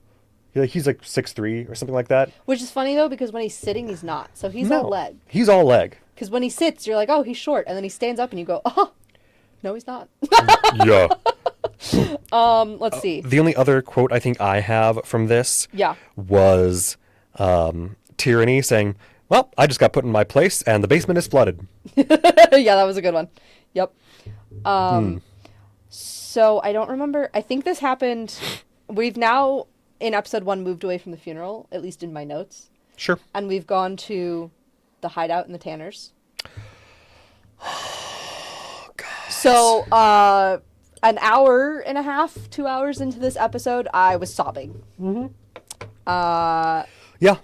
So, a line, though, that I really liked from this was Bandy Barbs with a Demon. Yes. Bandy Barbs with a Demon. Also, if you haven't watched it yet, the set is... I want this set in my house. I want my house to do what this set does, I think more specifically. Yes. Which they started doing a lot of the the visual effects in campaign 3, really. Yeah. Because It's so each cool. campaign they've done more and more production work. Yeah. Especially set work, noticeably. And the fact that at the end of episode 1 they went, "Hey Travis, go back there. Prove that that's not all green screen or just a flat set. Go back there." And Travis goes and gets lost basically in the set in the background, 20 feet deep. There's all these really cool lights God. and these windows, and the windows are green screened, so they can control or their projections or whatever. I think they're projections or they have soft lighting set up for it. Brennan and or whomever is at the board can change what you see out the windows depending on where and what time and what weather is going on with the party they're with. Yep. Which is so cool. And they changed, I know they've done this for a long time, but they changed the lighting from day to night for everybody there. And the set is it's immaculate. Beautiful. Beautiful work. So, Mom, we need to get on changing our house to be able to do all of those things. Let's see. So we open essentially on a couple of Thiazi's old mates from the Torn Banner. It's Taor and Azune and Cadigan. Oh, Cadigan God. shows up. Cadigan shows up. I think Octus was with them for some reason, which feels weird. Yeah, but... Octus is the 8th in line to essentially the throne. The 8th in line to the seat of power of House Taconis. And all at this point we really know about him is that he's a tall, lanky goth kid who somehow has a familiar that's a little fox named Pincushion. Yep. Pin for short. Except that he's stitched together with the parts of multiple foxes. He's multiple pieces of foxes stitched together with button eyes. With purple button eyes. God. So you automatically, from that description alone, figure out he's got something to do with necromancy. Necromancer. Yeah. For sure. So they're the ones that go and search for Thimble, because Thimble was Thjazi's best friend and partner in crime and everything. And nobody has seen her since before his execution, which is a big red flag. Yeah. So they're going to go find her. Because she also fought in this rebellion. She knew Teor and Azune and Loza and all these people, right? She was a warrior amongst them in this. And it essentially opens on Laura Bailey, who plays Thimble, having to do death saving throws. Yep. You don't even get to her yet. No, nobody else is in the room. It's just Laura Bailey and Brennan going, all right, you need to do a death saving throw. Yeah, you could die in character creation. Yeah, right here, right now. Right now. And so she rolled a nat 1. Yeah, at there's one no point, hold bars. which nat 1 translates to 2 failed death saving throws. And you only get 3. Yeah, 3 failed death saving throws, you die. 3 successful death saving throws, you're stable, you're alive, you just have 0 hit points. Yeah. Or no, you might tick back up to 1. I don't remember Something if they've. like that, yeah. Again, so that's the mechanics. Some of the behind rule changes between the 5th edition and 2024 5th edition, But, yeah, that's the gist. So whilst she's unconscious and in this precipice of life and death, we're finding out things. And some of the things we're finding out is this idea that the doors to Fairy are closed, which is where she would have been from as a pixie. Yes. That she was stuck, trapped essentially on the other side. In the mortal realm. And that when those doors closed, she lost her immortality. Yes, and is now actually aging. And is on the precipice right now of life and death because of what's been done to her. And Brennan says at one point during describing this memory she's reliving in this limbo. Yeah. Says, "But this is a dream that will hurt to leave, for the waking world holds no joy for you." Because she doesn't know yet that Thjazi is dead. Right, because she was part of the plan to keep him alive, and as far as she knows, it was supposed to work. Right. And it should have worked. It should have worked. So them finally getting to Thimble, and the fact that Travis, who is Laura's husband in real life, the fact that his character Teor, I think he rolled a nat 20, getting the removing the grate that she was hiding under while she was dying. Yeah. I was like, okay, rip that out, get Thimble, okay, heal her, okay, she's okay. And then immediately having to tell her, hey, your best buddy is dead. Your true companion for 20 years is gone. God. So, yeah, I have a note here that says, "No surprise I cried at Thimble finding out about Thjazi, and props to Laura for starting with a death saving throw and gut-wrenching grief." Yes. She is literally sobbing on camera. Yeah. As, full emotion. Everybody else sitting with her, and I'm sure everybody backstage, are either holding back tears or not holding back tears and are just crying. Because she is such a phenomenal actress. She just pulls it right out of you. Yes. And it was amazing. I think it is...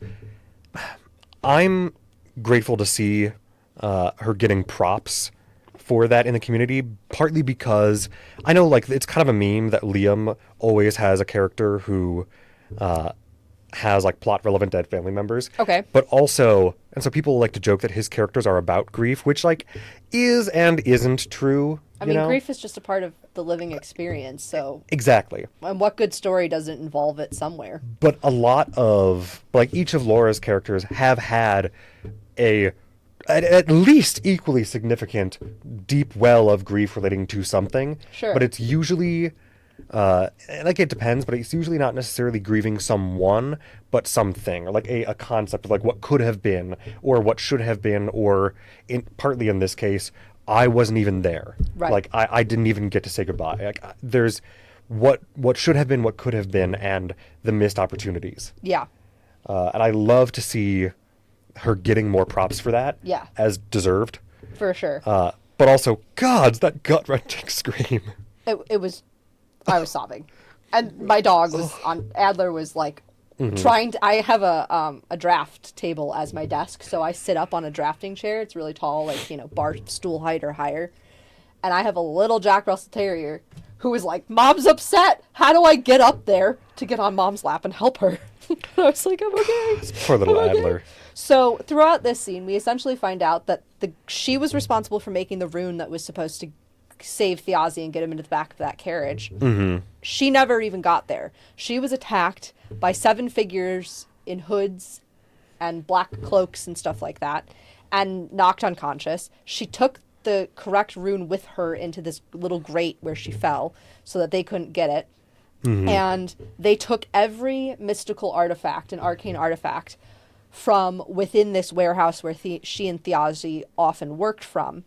And in that process, they left some feathers, crow feathers behind, which led the party to the idea of the Crow Keepers, the oldest thieves guild in the city. Mm-hmm. And she also notes that they stole a stone called the Stone of Night Song that she and Thiazi had just stolen themselves from somebody else a few weeks ago is kind of or a couple months ago is the vibe we get. Something semi-recent. And Gods. And that Thiazi has a letter with the name Bolaire written on it, and that letter needs to go to Murray. So these are 2 characters who we haven't met yet, but we know are coming, essentially. Yes. So then we're kind of back at the funeral. We've got Julian being a dick, and Wick is giving Thiazi's sword to Hal.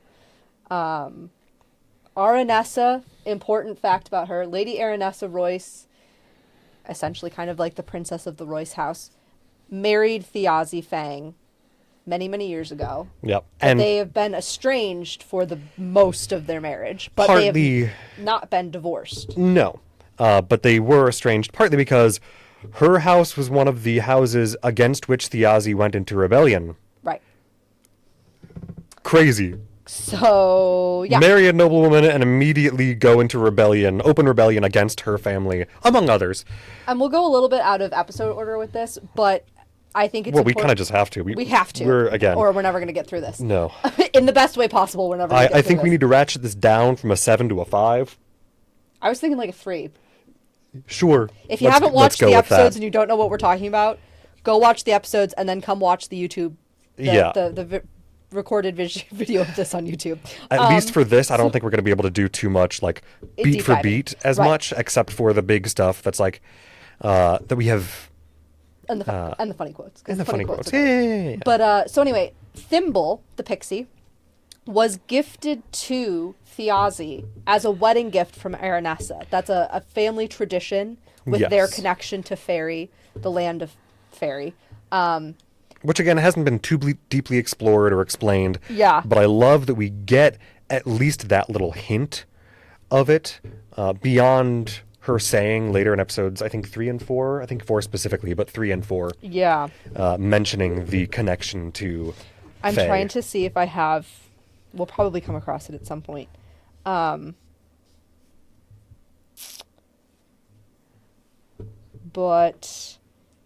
I thought I had a quote from when she was gifted to him that were fun.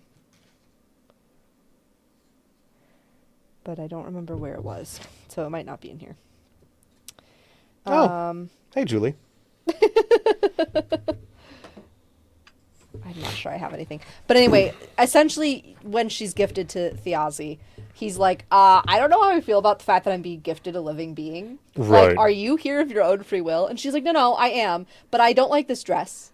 So he ends up being late to his own wedding to Aranessa because he's gone up into the attics of the Royce house to find a dollhouse with clothes for Thimble so she doesn't have to be uncomfortable at his wedding. And delayed the ceremony. And they've met each other, like, 30 seconds before this happens. Right, and delayed the ceremony like 2 hours searching for a wedding outfit for his new fairy companion. Yeah, and so like you get the instantaneous besties. Yes. From the get-go. And Hal was there as like best man for the wedding. And so he's been a dear friend of Thimble's throughout all these years as well. Da da da. The kind of magic that people. Oh, this was a good quote too from this area from Brennan. Most of my quotes are from Brennan. That's not surprising to anybody. Yeah. The kind of magic that people tend to ignore. A little bit of folklore, an old superstition, a saw, an old wives' tale. And that was in reference to a little curse that attached itself to Sir Julian at the funeral. Which I love that it was just, it's got some weird shadow going on behind him. Strange. Uh-oh. I'm sure that won't come up later. No, I'm sure it'll be fine. Yeah. So essentially nearing the end of this episode, we meet Bolaire, who is a eccentric character who is friends with Hal, also knew Thiazi, you're not quite sure how, and works at the museum. Yes, the Arcanaud. The Arcanaud. Which, the names of all the locations and places, beautiful. Amazing. Yes. The Arcanaud, the fact that Murray works at the Penteveral. Which is like their magic college. Yes. Their magic Oxford. Yes. And the fact that Belair just has this weird vibe, which is exactly what I expect from Taliesin, because Taliesin is always that just something weird's going on with all of his characters every single time. And I'm like, and it's amazing. What are you? Because the weird mask as being the very first indication of, yeah, all right, I was correct in predicting that he'd be doing something wild. Yeah. Though I wasn't correct in exactly what wild that would be or how wild. Yeah. So at the end of this episode, Murray, we don't know how he knows her, but he knows her. Yeah. Bolaire is there. He's friends with Hal. And at the very end of what's kind of coming, the funeral's kind of coming to a close, an elf shows up. An immortal elf named Valus, who comes into the funeral and essentially goes, hey, not to be rude or anything, but your brother stole something from me and I want it back now. So give it over. Or I'm going to make threatening magic happen around here. And everyone's like, what are you talking about? What stone? Like, oh, yeah, he was a thief, but you can't say that. I'm like, okay, Holly, what did he steal? And so we get some more information. And what it was the Stone of Night Song. That was just stolen from Thimble and Thiazi by whoever hurt Thimble. So, of course, no one in the party has it. Right. But also just what the hell is it? The vibes that Brennan set up for her arrival. Impeccable. Horrifying. Delightful. Impeccable. I love that it's Ashley Johnson. Because what you have to understand is, because I'm also watching Campaign 1 simultaneously to this, the last thing I saw of Ashley Johnson is her playing a halfling light cleric who loves going around healing people and like glows. Yep. And now and also loves getting trashed once in a while. Right. But yeah, it's like just and now it's like this cute little gnome. She's now this ethereal, dark, powerful, ancient, elvish figure that uses a censer. A censer as a whip weapon. Yeah. And like, oh yeah, this is an elf of legend who watched her god die. Yeah. So we'll get in a little bit to that. So metal as hell.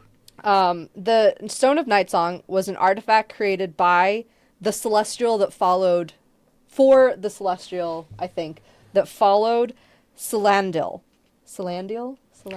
I think that was correct. I thought I had that written down. And Celandil was the goddess of the elves. Yes, the elvish goddess, the elven goddess of light, I believe. Life, sorry. Life, yeah. And she used it to grant elves immortality, but also, more specifically, in the mythos and the folklore of this land, when a soul dies, it goes to, I have it written down, the Tenebral Reaches, which is essentially the underworld, or Hades, whatever you want to call it. And they spend time there, passing through it on a long journey, to get to a garden, some kind of garden that is like essentially heaven. Their souls will finally be at peace and at rest. And this stone that she created for her elves allowed them really to skip the Tenebral Reaches and go immediately to the peaceful gardens if they were to somehow die, despite their immortality. Yes, and I'm not exactly clear yet on how the stone would do this. Right. And we don't know exactly. And we know it's a black stone that has the image of a nightingale carved with its wings like wrapping around the stone. Which is where Yes. nightingales, this kind of repetitive theme we start seeing with death and nightingales. Right. And I had something. Cool. I had a thought. Is And it then gone? it's gone. Is it gone? It's gone. Okay, so that's the end of episode 1. Episode 2. We're going to go faster, I promise. Yes, we gotta go. Just to mention it, the cold Blitz. open starts 13 years ago in a Yes. battle during the Falconers' Rebellion, Yep. And then, where Loza fights a dragon. yep.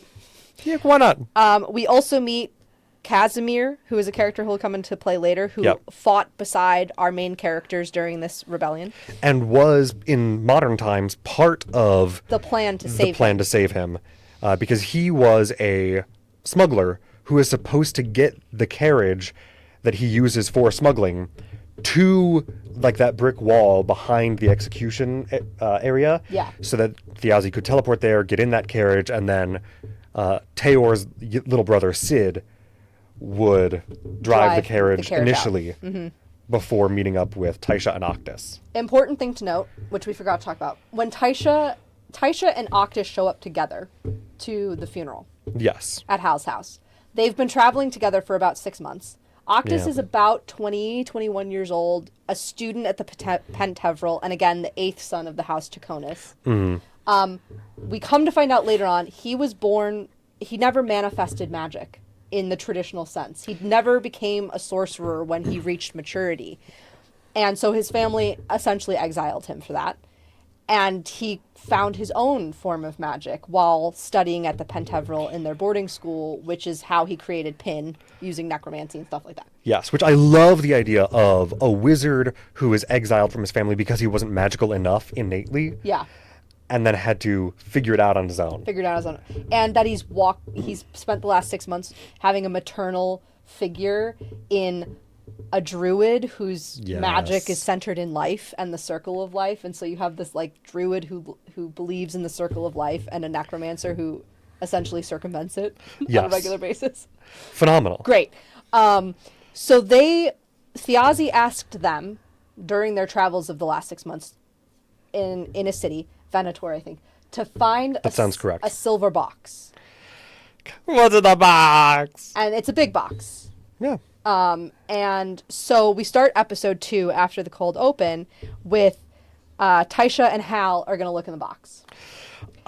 Here is a very important quote from this interaction with them and the box from Brennan as Game Master. Yep. This is episode 2, and I'm going to set a really important, let's call it precedent about touching stuff.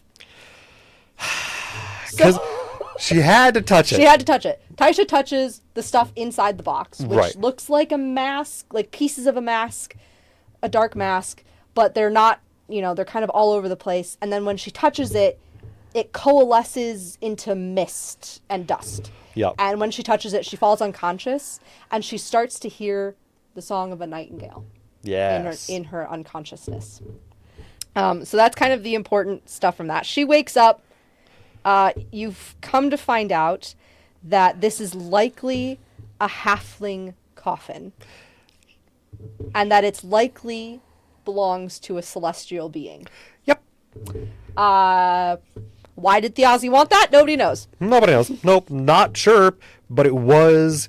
It is entirely possible that it was meant as. Was that meant for Belair? Was he giving that for Belair, or was it just that I have thought of it that way now I because think of the you've thought mask of it connection? that way. No, it was first the celestial for the halfling's goddess. Yes. So Rowan is the trickster goddess, and she was the goddess of the halfling race. And her celestial Obsidia, I think? Yes. I think it's Obsidia is the name. I could be wrong. Was But the her- halfling angel of death. That's right. The halfling angel of death, Obsidia. It's their coffin, or at least the silver plates on the outside of this box Claim were to be from that coffin. Right. Because the wood is new. Yes, that's right. The wood was new. So there are inconsistencies with this box. Yeah, which is already, hey man, what? Yeah.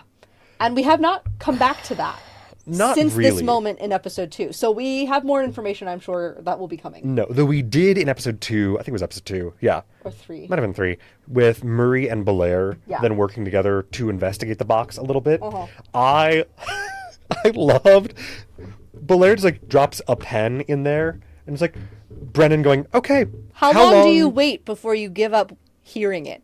Right, because, oh, it doesn't hit the bottom, ever. Ever. And they both just, uh-oh. Okay. That's fascinating. Cool. Uh-oh. Why? Which I am trying to think. My main theory Yes. on the box right now is because of the mask thing, that it has something to do with Belair specifically and like Belair's siblings. Right, because we find out Belair has siblings Yes. who also have masks for their faces. Right. But I'm not sure. I would assume first that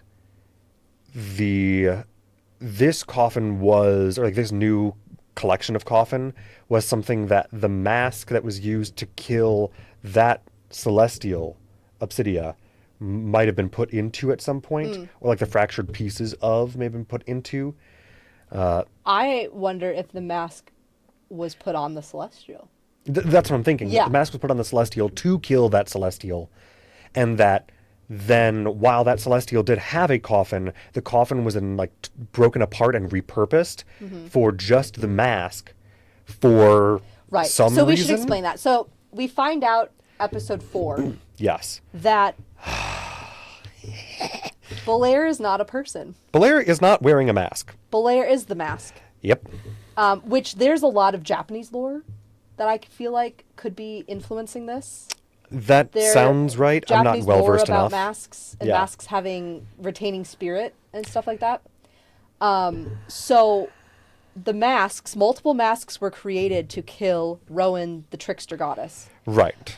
But essentially, the masks are sentient. They're magical. They're the being, and so when they are placed onto somebody, they essentially kill and then take over the body. They're Well, ish. part of my impression of that is that it didn't really used to be that way, but that Belair, that mask has been used so much that, and has been exposed to so much additional magic and other influences, that it eventually became sentient. Or that Okay. it may have been a sentient magical item, but it basically, my impression is that he at some point gained Like enough consciousness. sapience and Yeah. like consciousness and control to be able to take control of the body wearing the mask. Right. But I don't think that happened until, based on what Taliesin said in episode 4, I don't think that happened until The war. the Falconers Rebellion, Yeah. because he said something along the lines of, at that point he realized that the war, the task he had been created for, had long since passed. And that The mask can wear anyone is the Yes. quote. Oh, here it is. This is a quote of Bolair essentially explaining himself to Hal and Murray and Azune. yes. Quote, I'm an object created to kill a god. I'm a thing. I am a mask that can be worn. I am a mask that wears other people. I am as old as the war itself. And when I am not worn, I sleep. Which is already wild. And yeah, he said so during the rebellion is kind of when he walked off in the body that wore him.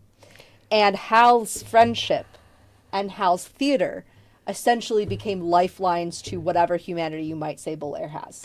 Right. Which Like Hal and Hal's children are the most important things in the world to Belair. Right, which is, again, wild, but I love the beauty of Belair basically, again, they described Belair and his, I guess, siblings, or like the fellow masks that were created to kill the god, as being created for a play Yeah. meant to kill the god. Yeah. And I love that then him discovering Hal's theater, and through Hal's theatrical performances and productions, discovering humanity in himself. Yeah. is It's brilliant. there's It's something so so poetic. quintessentially beautiful about that. Yeah, it's amazing. And do I kind of want Hal and Blair to have a bit of a romance? Maybe. Maybe. Do I think that might be a bit on the nose? Yeah, sure. But also, gods, it'd be so cute. But also just their bromance. Yeah. Oh no, It's such a bromance vibe. already. I'm fine with whatever happens Absolutely. between them as long as it remains good. I mean, really, I think just about every D&D party should just become He a already polycule. totally has stepdad vibes to Hal's kids. Oh yeah, well because when When Valus is being threatening at the funeral, the first thing Bolaire does is step in front of the kids. right. Which, when you know almost nothing about the character at that point, You're going, is oh, okay, this that's weird... fine. He's Hal's friend. Okay, he knows the kids. Fine. But also, when- he's the weirdest looking dude there, because Yeah. he's this weird guy with this creepy looking mask. Yep. That is strange, to say the least. And he's like, okay, I'm going to protect the kids. Let's get them okay, make Yeah. sure they're fine. Like, yeah, they're, Shadia's, 25. yeah, Yeah. an adult, but still, hey, So let's Hal shield has them three from children this. that we know of. He has Yes. an eldest son, Aligar. I think Aligar's the Aligar, eldest. yes. And Aligar is with Hal and Taisha. And he's learning to fight and be military under Sir Julian, Yes, who doesn't like Thiazi. yes. Then there's Shadia, who is also their daughter, Taisha and Hal's daughter. And she's the performer. She's helping bring the theater to life, whatever. Mm-hmm. Then Hal has another daughter who I think is about 10 or 12 years old. Something like that. I think it was like 10 or 12, named Hero. Hero, who is half orcish Hal Mm. and half human, and her mom's like an upper middle class merchant. Yeah, named Tess, Elodie, I believe. Yes. Yeah. And Elodie and Taisha get along, Yeah. and it's a vibe. We love it. I love that they're just like, oh yeah, fellow baby mama. How's it going? So I do have some quotes from episode 2. Okay. One of them was during what I was looking for earlier, when Thimble is gifted to Oh God. Yes. Thaz. They call him Thaz Thaz. for most of it. We're just going to go with that. Aranessa, Brennan playing Aranessa, is talking to Hal, and they're joking about the fact that Thimble and Thaz get along so well so quickly. And, and he says, everything about this is ill-advised, Yes. which is great. I don't remember which episode it is. I think it might have been episode 1, and I don't remember exactly which thing this was in reference to because I didn't write it down, but I just remembered it and thought, oh yeah, I'll remember that, and totally. Right. I remember the quote regarding Thimble giving something to somebody as a gift. Thimble giving something as a gift to somebody, and Brennan saying, "A gift from a fairy is no small have thing, that one. I even have from it. a fairy so small." Yep. I have that. Where did I put it? Where did I put it? I know what that is. I'll find it. Okay. Let me see. I think I have. Yes, here it is. Ooh. It was episode 2. A promise from a fairy A is promise. no small thing, even from a fairy so small. Yes. And that's how he said it. Just off of the top of his head. It's rude. Yeah. It's rude yeah, how good they are. off Anyway. the cuff. Sure, why not? Yeah. My God. So, let's see. Oh, another quote. Brennan as Loza, again. Some things have to go into the shadow, and some things are so important that even in darkness, they can't be thrown away. Yeah. Which was a great quote. I loved playing Broken Wing, the song at the end of the funeral, and specifically describing and acknowledging that the song it used to be a song of the revolution. Right. It That was like a has- rebellion song. Right, that has now become a song of mourning and grief, partly because of the death of Thiazi, but also because of the failure of the rebellion, and now over a decade later, just Yeah. it's what could have been and what should have been and what we hoped for, but Right. grief and what is no longer, or is what apparently never meant to be. Yeah. So Loza decides she's going to leave and go west to the same city where Taisha's eldest grandmother, who's much, much older than her grandmother in actuality. is, and it's a land of abundance and of old magics. And she, in her parting moments, gives Teor, who she arrived with, and who was a member of the Falconers' Rebellion, was a member of the Torn Banner. She has, for all these years, held on to half of the Torn Banner. And in her final moments with Teor, gives it to him for safekeeping, in case it should ever need to fly again. Yeah. Which gave me chills when I heard it the first time, and it just gave me chills now. It's hard not to love, again, those bits of prose that he just drops casually. I'm like, God dang. Yeah, it's rude. It's great. Oh, yes, sorry. I also just want to go back real quick to, this was still episode 2, but in describing part of the impetus for the Falconers' Rebellion being that Thiazi and others saw that in just a few short generations, the tyranny of the gods that had been overthrown by mortals has now been very quickly replaced with a tyranny of their own making. Yes. Yeah, as the Sundered Houses. Yeah. I'm like, that's a great way to put that. And also, painful. Yes. Sounds familiar, doesn't it? Yes. Oh, political allegory in a Brennan Lee Mulligan campaign? He literally says at one point, you can't prove this is allegory. Yeah. Of course. He literally says it point blank to the camera. Well, and there's a long-running joke that all of Brennan's final villains are just capitalism, which is partly true. It's also, the entrenchment of dogmatic religion is a big common final boss in his campaigns. But generally just the corruption of man-made systems is very common in his campaigns. Yeah. And I love seeing that more and more. I love seeing that brought into this current campaign and how it's being executed. Because I think this was still episode 2 when Azune went to report in and was confronted by Lord General Einfassen. And we're finding out, private interest, the Chamber of the Lords Advisory in the military and the law enforcement. Weird. That's not utterly horrifying. Yeah. I do think that is equally horrifying in a completely separate way to everything going on with House Halovar right now and House Taconis. Yeah. That, okay, great, cool. That's so concerning. And I can't wait for that to go bad because they're already heavily restricting the use of magic. The use of magic in the marketplace. Yeah. And in public. That's just, there's no reason to do that when it's not harming anybody, except to just control people. Yeah. So in episode 2, Teor goes to the Villa Aurora, which is the estate of the House of Halavar and the central area of the Candescent Creed, and essentially offers his services of protection to Wick. And the family's like, yeah, absolutely. Sure, here's some money. Go get some new clothes with the Candescent Creed image on them. And they send him off. And that's when the facade starts to crumble in Wikander's world. Because his grandmother, the Photarch, goes, all right, we don't trust that guy at all. He was a part of the Falconers' Rebellion. He was friends with the Ozzy. There's no way he's okay with the fact that we killed him. And he's here offering his security protective services. Sure, right. We don't believe that for a hot second.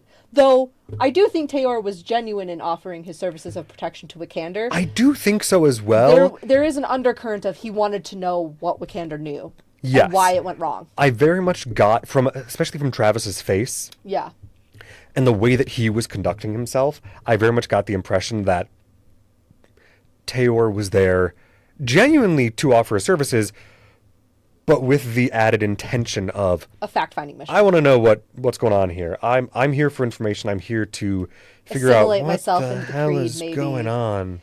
Yeah, we also find out he seems to have some kind of magic that's connected to light, but we don't really, and it's healing, but we don't really understand it yet. And after he is sent away to go get these new clothes, is when Yanessa, the Photarch, is like, all right, Wikander, it's time for us to tell you all of the secrets of the family. We're bringing you into the fold. Right.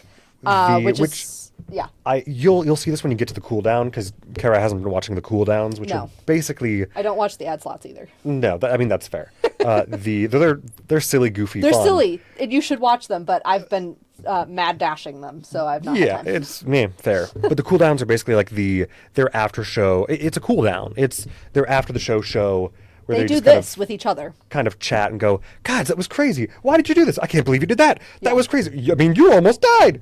And just do that for like 20 minutes.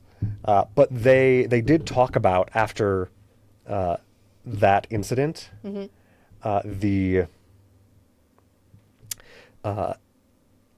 Yanessa deciding to bring Wick into the fold and actually telling him what's going on, partly because, oh, he's not just actually a sheep who will like do whatever we say. We accidentally created a true believer in this fake religion we created.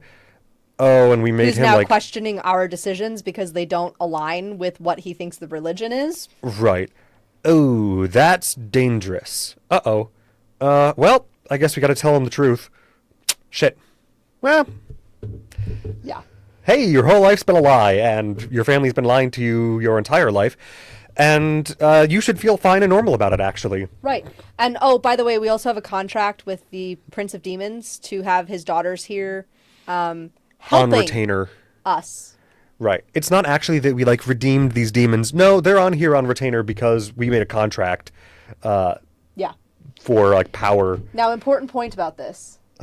Tyranny is the demon that was like assigned to Wickander, Yes. but her contract is with Wick, Yes. which she made a very specific point to point that out when she was talking to him at one point. Yes. After this big reveal, and I am quite sure that's going to come into play at some other point in time. Of like, it's not House Halavar, it's not the Photarch that Right. she has this contract with.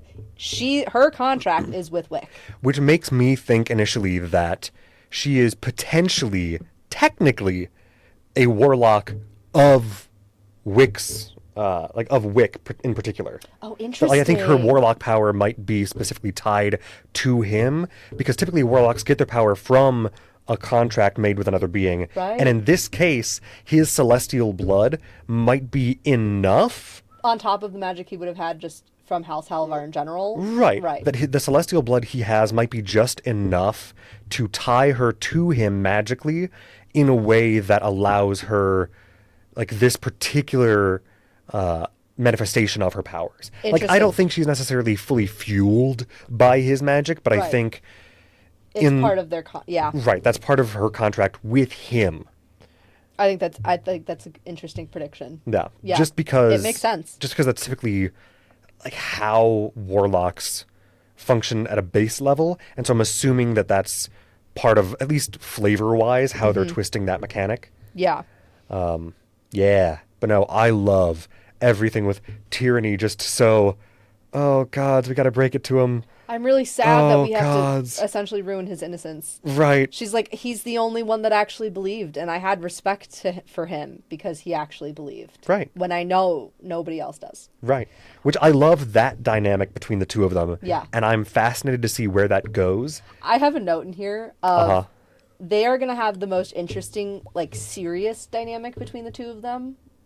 But Whitney and Sam, the actors, are amazing comedians, and they Yes. play off of each other in a way that when they're not in their very serious moments, their humor is just amazing, and they just feed each other. It's great. Gods, yes.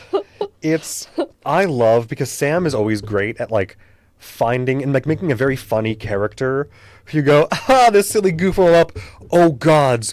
Oh, the pain. trauma. Oh, the Oh, trauma, no. the tragedy. Yeah. Oh, gods. But pairing that then with Whitney, who's doing a great job at just the hilarious mix of horny and sad. Yeah. Yeah. Yeah. Yeah. And also, like, And the tragedy of, this is the only one I actually respect, because his heart's in the right place, and he's the only member of his family who's like that. yeah. Yeah. Yeah. Yeah. So we have Murray and Belair looking at the big box. Essentially, Yes. we've gone over what they did. How there is a line from that portion of the episode where Belair says, "You can't make an omelet without breaking a few puppies, I suppose." Yeah. It was an interesting, Which is a interesting great word choice. amalgamation of things that were going on in that moment. Let's see. Belair has paint for Yeah. Hal, which we mentioned from the first episode. He comes across it in this episode. We're still not sure exactly what's going on with the paint. No, I don't know what's going on with the paint. But the fact that that was specifically something that Thiazi got to Belair to give to Hal. And there is some magical residue, but it's not active magic, so we have no Right. idea what's really going on with any of it. Because I think Brennan described it as like, oh, this is, it feels as though this is paint that was sitting in the back of a magic shop for decades, Yeah. and so has just accrued some like vague magic residue, but it's nothing specific. That in and of itself gives me the vibe that because, and again, we'll probably talk more about Hal's theater in a second, but the fact that Hal is using that paint to repaint what used to be basically an open air chapel to their god and reworking it into An amphitheater. an amphitheater, like a theater Yeah. for plays. I'm thinking that that is meant in some way either to further deface and separate that theater from the very The dead god. the dead god, Yeah. which they already, like during the Shapers' War, that amphitheater was defaced a dozen times over Yeah. to remove any and all connection to that god. But I'm thinking it's either meant to do some kind of amplification of that disconnection or meant to otherwise amplify whatever Hal is doing as a bard through his theatrical magic And any of the performances. and any of the other bards that are performing there. Right. So I'm thinking there might be some Well- real potential there. Right, but we don't know what it is yet. No. And I also wonder, because Brennan made a very clear point of Shadia having this idea of painting characters from old myth and legend and plays around the space on these like sky boxes around this amphitheater. That's right. I wonder if it can like pull a little bit of the lore magic from each of those, Yes. you know, stories and like the long history of those stories, and if there's like an old ancient magic that it might be able to pull up as well. Yes. Because why else make Shadia have such a long rambling monologue in the midst of a very serious part of an episode Right. about the myths she wants to paint on the walls? Right, because With it's that exactly that kind of like seemingly side innocuous whatever nonsense Yeah. that always comes back Yeah. to bite you later. Yeah. Either as, oh, that's so cool, or, oh, shit. Right. Either one. My thought with that then is maybe in some way those characters will come to life in some capacity on the theater walls. Right. Either just purely visually or maybe in some capacity reminiscent of like the paintings in Harry Potter. Yeah. Having like some actual personality to them. Or I don't even know. just like Maybe. to me, like the idea that it could channel Yes. all of the bardic magic that's ever been used to tell that particular story throughout history Right. can be channeled through that image of it on the walls. Which is or a something little like bit that. more in line with my initial Yeah, thought of like, like a common- amplifying Hal's magic in some way and the magic of the theater. Yeah. Yeah. So we'll see. But that I was like, why else point that out so strongly? Right. It's why draw attention to it unless it's important. Yeah. Chekhov's paint. The... Oh, that was about that. Our other episodes will not be so long or with so much talking and not as much crafting, but there's just so much to get through. There's so much to get through, and there's so much that we... because, again, we're working through 4 episodes here. We're trying to be quick. That was the other thing that we didn't mention yet, specifically about Taisha, the Loy family. Yes. So her last name is Loy, Taisha Loy. The Loy family was the family that crafted the pariah blades, which were the blades made to kill their god Asgura, the conqueror. Yeah, so her family, not noble, but very well respected and hold a significant kind of sway. Yep. Not only in Dol Markyar, but kind of everywhere. Yeah, just in because the... of this. Oh, you're from the family that crafted the first weapons meant to kill a god. Right. Okay. Like, the wing of the museum that Belair is head curator of, is the Loy wing. And in the center of that wing is one of the pariah blades. Yes, I think specifically, and again, I could be incorrect, but I believe specifically it is the blade that killed the god. Well, and here's the thing. They made multiple pariah blades. We've only seen one. Yes, well, second fall. We've potentially seen a second. Potentially seen the second one. Because... Not confirmed, but potentially. Or is it what you're thinking? Is it... The Liar's Blade? Yeah. I'm thinking Thaz's because... scimitar, Yes. which was given to Hal after he died by Wick, is called the Liar's Blade. It is made by the Loy family. It has a cute little insignia on it that looks sinister in one angle and happy and mischievous in another angle. Yep. And now Hal's wearing it strapped to his back. And he's like, he hasn't picked up a real sword in 20 years, but people forget he was a warrior before he was a bard. Right. And, he's done stage combat. Right. Since then, so right. He's heavier than a prop sword, but I still know the motions. He's not that rusty. But no, I am at least of the belief that is a pariah blade. Again, maybe, maybe not. But I'm inclined to believe it is. Yeah. Just for the sake of... It's a seemingly plain, yet fascinatingly adorned blade from the Loy family. Now, what kills me about that is, hey, these guys are level 3. Their stats are all pretty wild. Like, they all have pretty stacked stats. Yeah. Compared to a normal, like, 3rd level D&D party.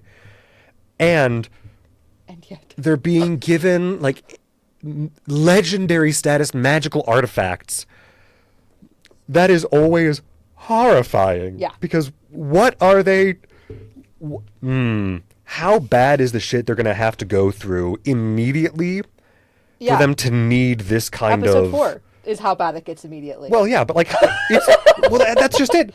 If they need this kind of juice... Yeah. They're in for the ringer. I'm so excited. Yes. So a character we haven't really talked about a lot yet is Cadigan. I have so many thoughts about Cadigan. I love Cadigan. I know nothing about him, really, except that I love him.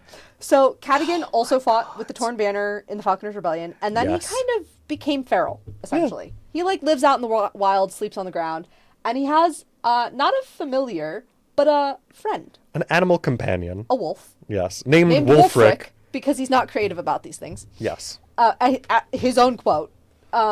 And Wulfric is missing one of his paws, and there's a band of like metal around where his paw starts to be missing, and it's like magic, like an ethereal magical magic. Prosthetic. You know nothing else about it.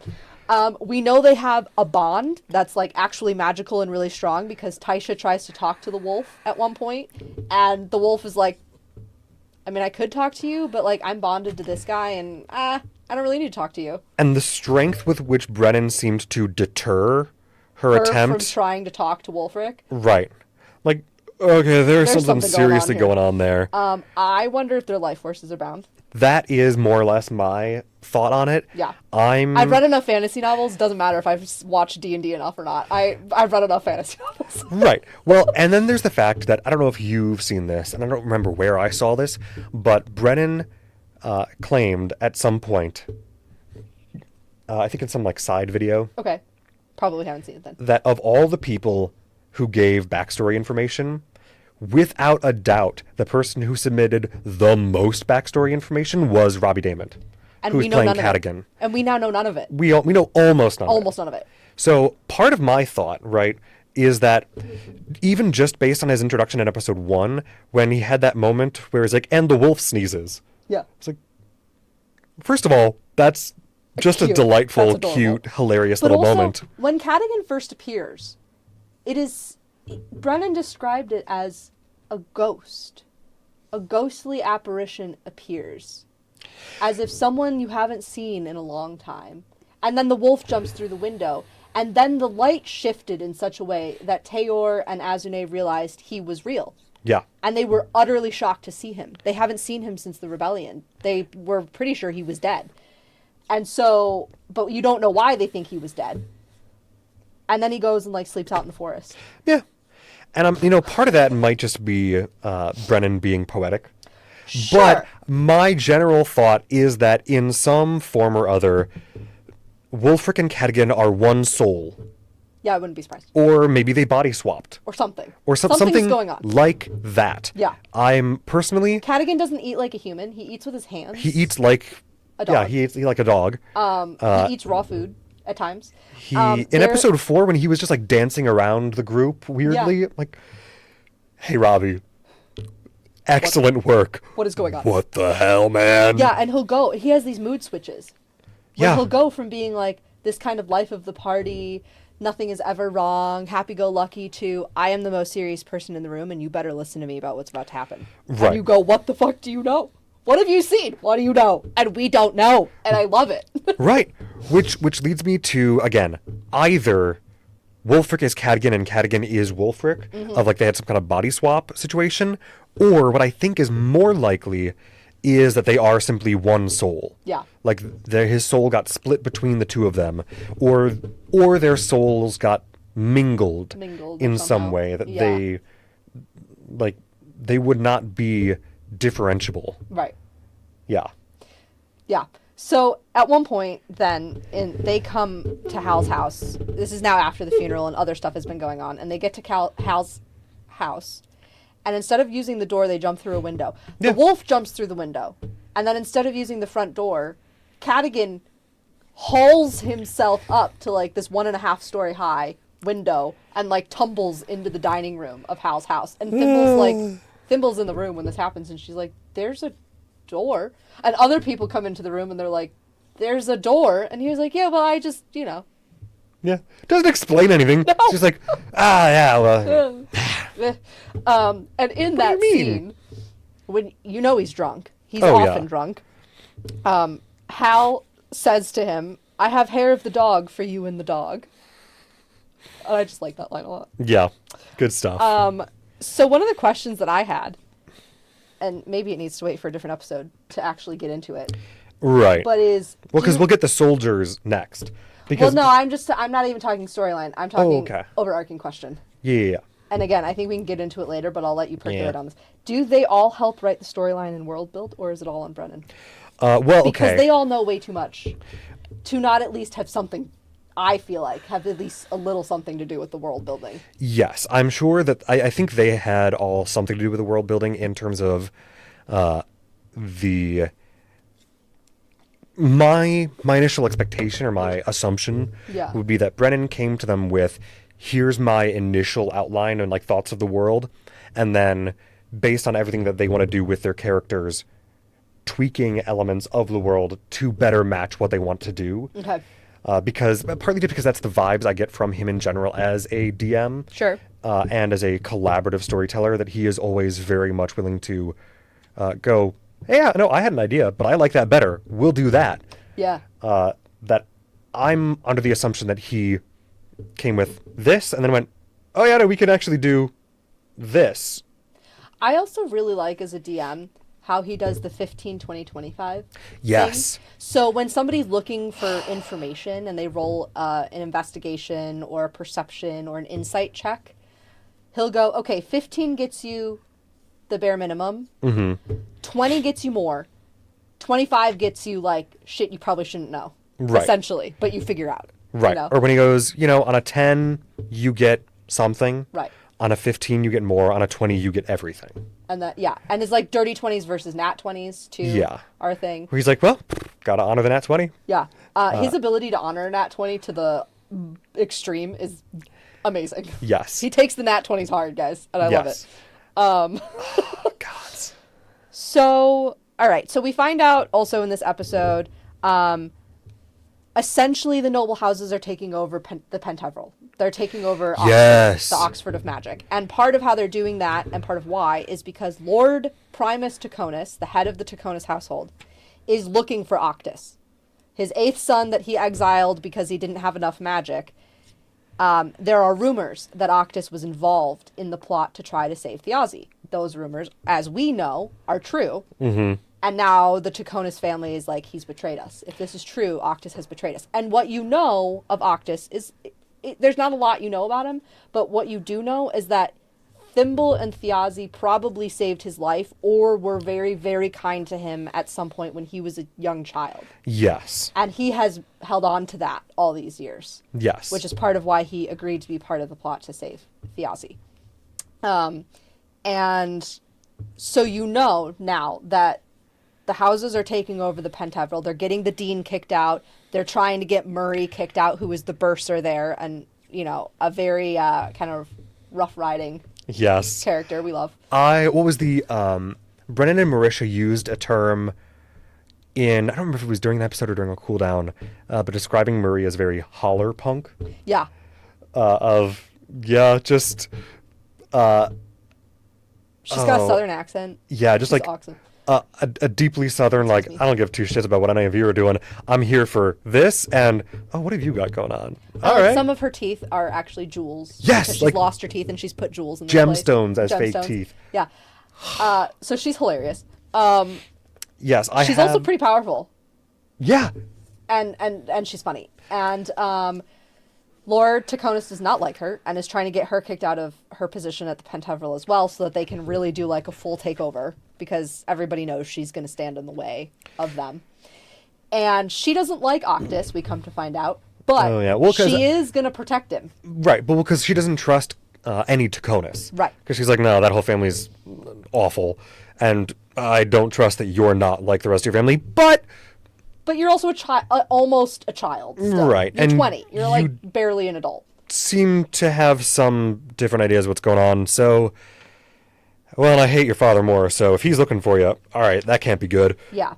So going into episode 3. Yes. We have Murray, who is now conscripted Azune, essentially, because they're friends. Yeah. To find Octus. We have Julian is also looking for Octus because his father, General Raymond, and Lady Aranessa have both heard this rumor that Lord Taconis is looking for Octus, and that it's probably a better idea that Taconis never gets his hands on his son. So the Royce family, the House of Royce, was like the only moderate voice throughout this whole 12-year process. So they're trying to be friends with everybody while trying to keep a moderate keel on stuff. And so Aranessa is like, okay, we can find Octus and we'll protect him from the Taconises. So Julian sets out to find Octus as well. And Octus has been with Thimble and Cadigan and apparently Valus, who all go to the Crow Keepers Thieves Guild Tavern. Oh, gods. In order to try to find Casimir, because he's the missing link from the plot that should have saved Thiazi. Yeah. And they're looking for him. And so... yeah, I wrote for that bar fight. Yeah. Because they immediately just start a fight, basically. Immediately. I wrote immediately, everyone in this bar fight is rolling horribly. Oh, gods. It was painful to watch. Yeah, well, everyone in the party was rolling terribly. Yeah. Brennan was rolling great. Right, so they were getting destroyed. And they were like, and when he basically slapped them in the face by going, they're not even using their weapons. They're just fist fighting you. Right, and you're failing. Rub it in, man. Yeah. And Octus is like a 20-year-old kid with no battle experience. Yeah. Cadigan's drunk. Yeah. Wolfric gets pinned down in the first 20 seconds of the fight. And Thimble ends up in a bag because she's a 4-inch pixie. And then she also somehow ends up in somebody's pants. It's a long story. And yeah, well, because... she's funny like that. And yeah. Well, just like, all right, stab him in the balls. I'm going to dive into his pants. And I love Brennan just going, it's bad in there. Even the guy whose pants you jumped in just going, I'm sorry. Yeah. And so they're losing. And then, essentially out of nowhere, Valus, the immortal elf, who decided to stick around because she's like, my best bet at finding my stone is these people, even if they don't have it anymore themselves. She knows Thimble was part of the team that stole it from her originally. Right. So following her and keeping tabs. She's kind of like not letting Thimble out of her sight. Right.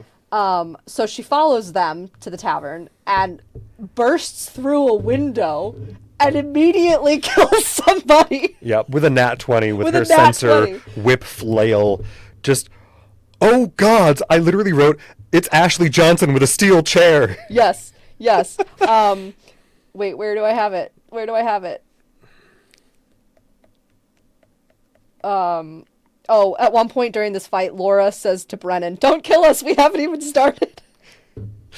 I have a note that says, Brennan looks stressed and highly entertained at the same time. Oh, yeah. That weird, stressed out look of, I'm about to kill the party. Oh, no. Uh-oh. This could derail everything. Yeah. Well, we'll see how this goes. I just keep rolling too well. Uh-oh, stop rolling well. Stop rolling well. Yeah. So Bayless ends up killing everybody. Yeah. Except for one guy. The guy Yeah. whose pants thimble went down. Yeah. And they get information out of him about Casimir. And you come to find out that Kaz is very most likely the one that betrayed them. Yes. He was in a great, great, great debt. Like the kind of debt where if you don't pay it, they're going to kill you. Kind of debt. Yeah. And the current working theory, essentially, is that he decided to foil the plan to save Thiazi, went to Thiazi's hideout, was going to kill Thimble, didn't quite succeed at that, instead took everything out of the hideout, sold it all, because they were all arcane artifacts that would have been worth a lot, Yep. outfitted him and his loyal 5 or 6 member crew in new gear, somehow got a deed to the title to a stronghold in a different city. Which, my impression of that is that he, part of his betrayal of Thiazi was not only stealing a bunch of stuff to sell to the Crow Keepers to make his debt right, but also giving the information To the Halavars. to the Halavars Because the in Halavars exchange for the have- deed. Yeah. Because it's their like city, their stronghold, where he got a new like keep basically, or like a Right. manor. And the Halavars have a lot of power in Gorme in the city. Yeah. So, and that's north of where we are now on the map, so to speak. And we also find out that Sid, Tayor's younger brother, who has also been a part of this plot and Tayor has not seen in many, many, many years, was kind of like a rough, sticky-fingered kid. Yeah. Got himself into trouble in ways he shouldn't, but for the most part has gotten himself somewhat on the up and up, as much as anybody who's friends with the Aussie Fang can. You find out that at some point he figured out that Casimir is the one that betrayed them, we think. And he storms into the Tavern of the Crow's Keepers, sees all of the money that Casimir is handing over to pay his debt, sees the deed on the table, steals the deed, essentially calls Casimir a traitor, and then runs out of the tavern. And Kaz and his goons follow him. And that's all and we assume they're all heading north Right. to this stronghold. Right. Which, because it was a big mystery for a while of, hey, where's Kaz? He was supposed to be there with a carriage and he wasn't. And where's Sid? And where's who was Sid? supposed to drive the carriage? Right. And just Like they're Sid in the w- wind. Sid would have for sure gone to the funeral. So where is Sid? Right. So that's the big stuff that we find out at the tavern. Yeah. Then we go to the theater, which Yes. is just essentially we've talked a lot about we that. don't really need to go more. The only into other that. things I want to say specifically Yeah. about the theater, and at least those interactions, Yeah. I loved the beautiful moment between Shadia and Taisha talking about and Taisha talking about, like, basically, I'm sorry, I haven't been present too much as a mother. Yeah, Like- because she left on her convocation calling into the wild when it Yes. seems like the children were still pretty young. Yes. And Shadia definitely holds on to some anger about that. but understandably. but there is still a lot of love there. Absolutely. Which, I mean, I appreciate and enjoy the complicated family dynamics and relationships, but specifically the little, like, back and forth they had about, well, I'm off to do my thing, and you and your father, like, your role in this world is to bring joy into people's lives. And Shadia just like, well, you bring joy too. Yeah, you bring Like, joy. to me, You're Mom. my mom. Like, Okay, let me just again, go cry in a corner. like, And I the wanna other thing cry. she said, and I don't have it written down, but I loved it, was like, I want you not to see who I am now, but who I am becoming. Yes. Shadia said that to Taisha. She's like, I know you can see the path, and I want you to see not who I am as I stand before you, but who I am becoming. Yes, which I love, and I appreciate that little acknowledgement of, like, yeah, like, who I am and who I have been, but also, because you haven't been present for everything, I know you're focused a lot on who I am right now, Right. because you're trying to reach and grasp for the moments that you are present for, but, understand that that is not the entirety of who I am and will be. Yeah. And I love that, just that little parental moment of connection. And that Hal is always just in the background watching Taisha have these moments with their kids, being like, oh, I'm just so glad they have a good relationship. Yes, I complicated. love them so much. But just the, my heart. Yeah. So cute. And then with Belair at the theater. Oh, he loves something the about theater. something about that theater in particular, Yeah. and the moment that he has of Brennan saying, that something about the nascent magic of the theater granted him enough clarity to have the feeling of discomfort. Something under the city, quote, bubbling, boiling. There's something under the city that is running hot. Yeah.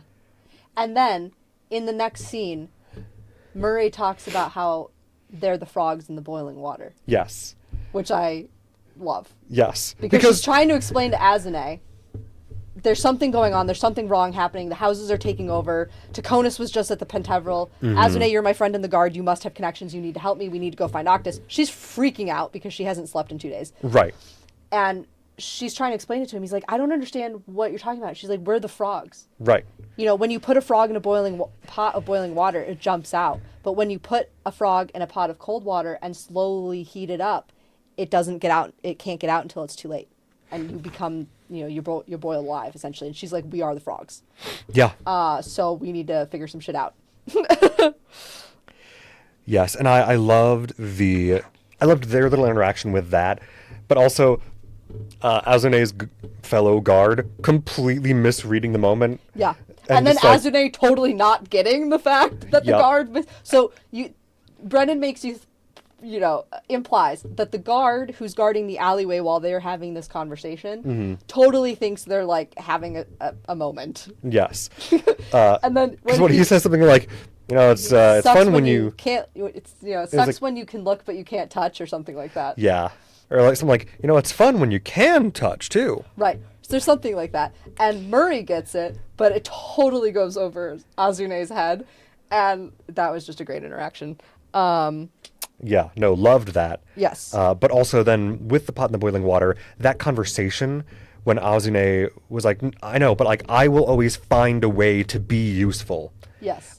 Which I think in that moment it occurred to me that it looked like Murray was interpreting that as, well, they won't get rid of me because I'll always be useful. Right. Where I think he meant it more of the, I will find a way to make sure I'm always useful, so I always have insider information, and so I always have a way to affect change and prevent the worst,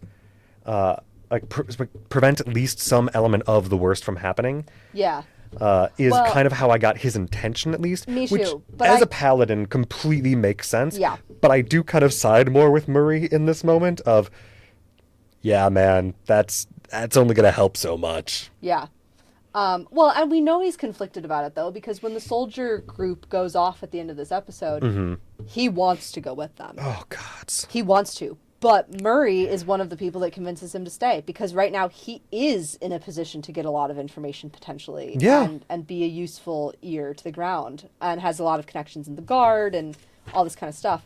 I think what's going to be important about Azune is more of his backstory about being like a 15-year-old fighting in the Falconers Rebellion. Yeah, because he was a kid. He was a kid, literally. Like, every person who sees him, who knew him from the Torn Banner 12, 13 years ago, who sees him at the funeral, is like, you've grown. Right. Like, oh, look at the man you've become. You've become a man. Because you were a child soldier. Right.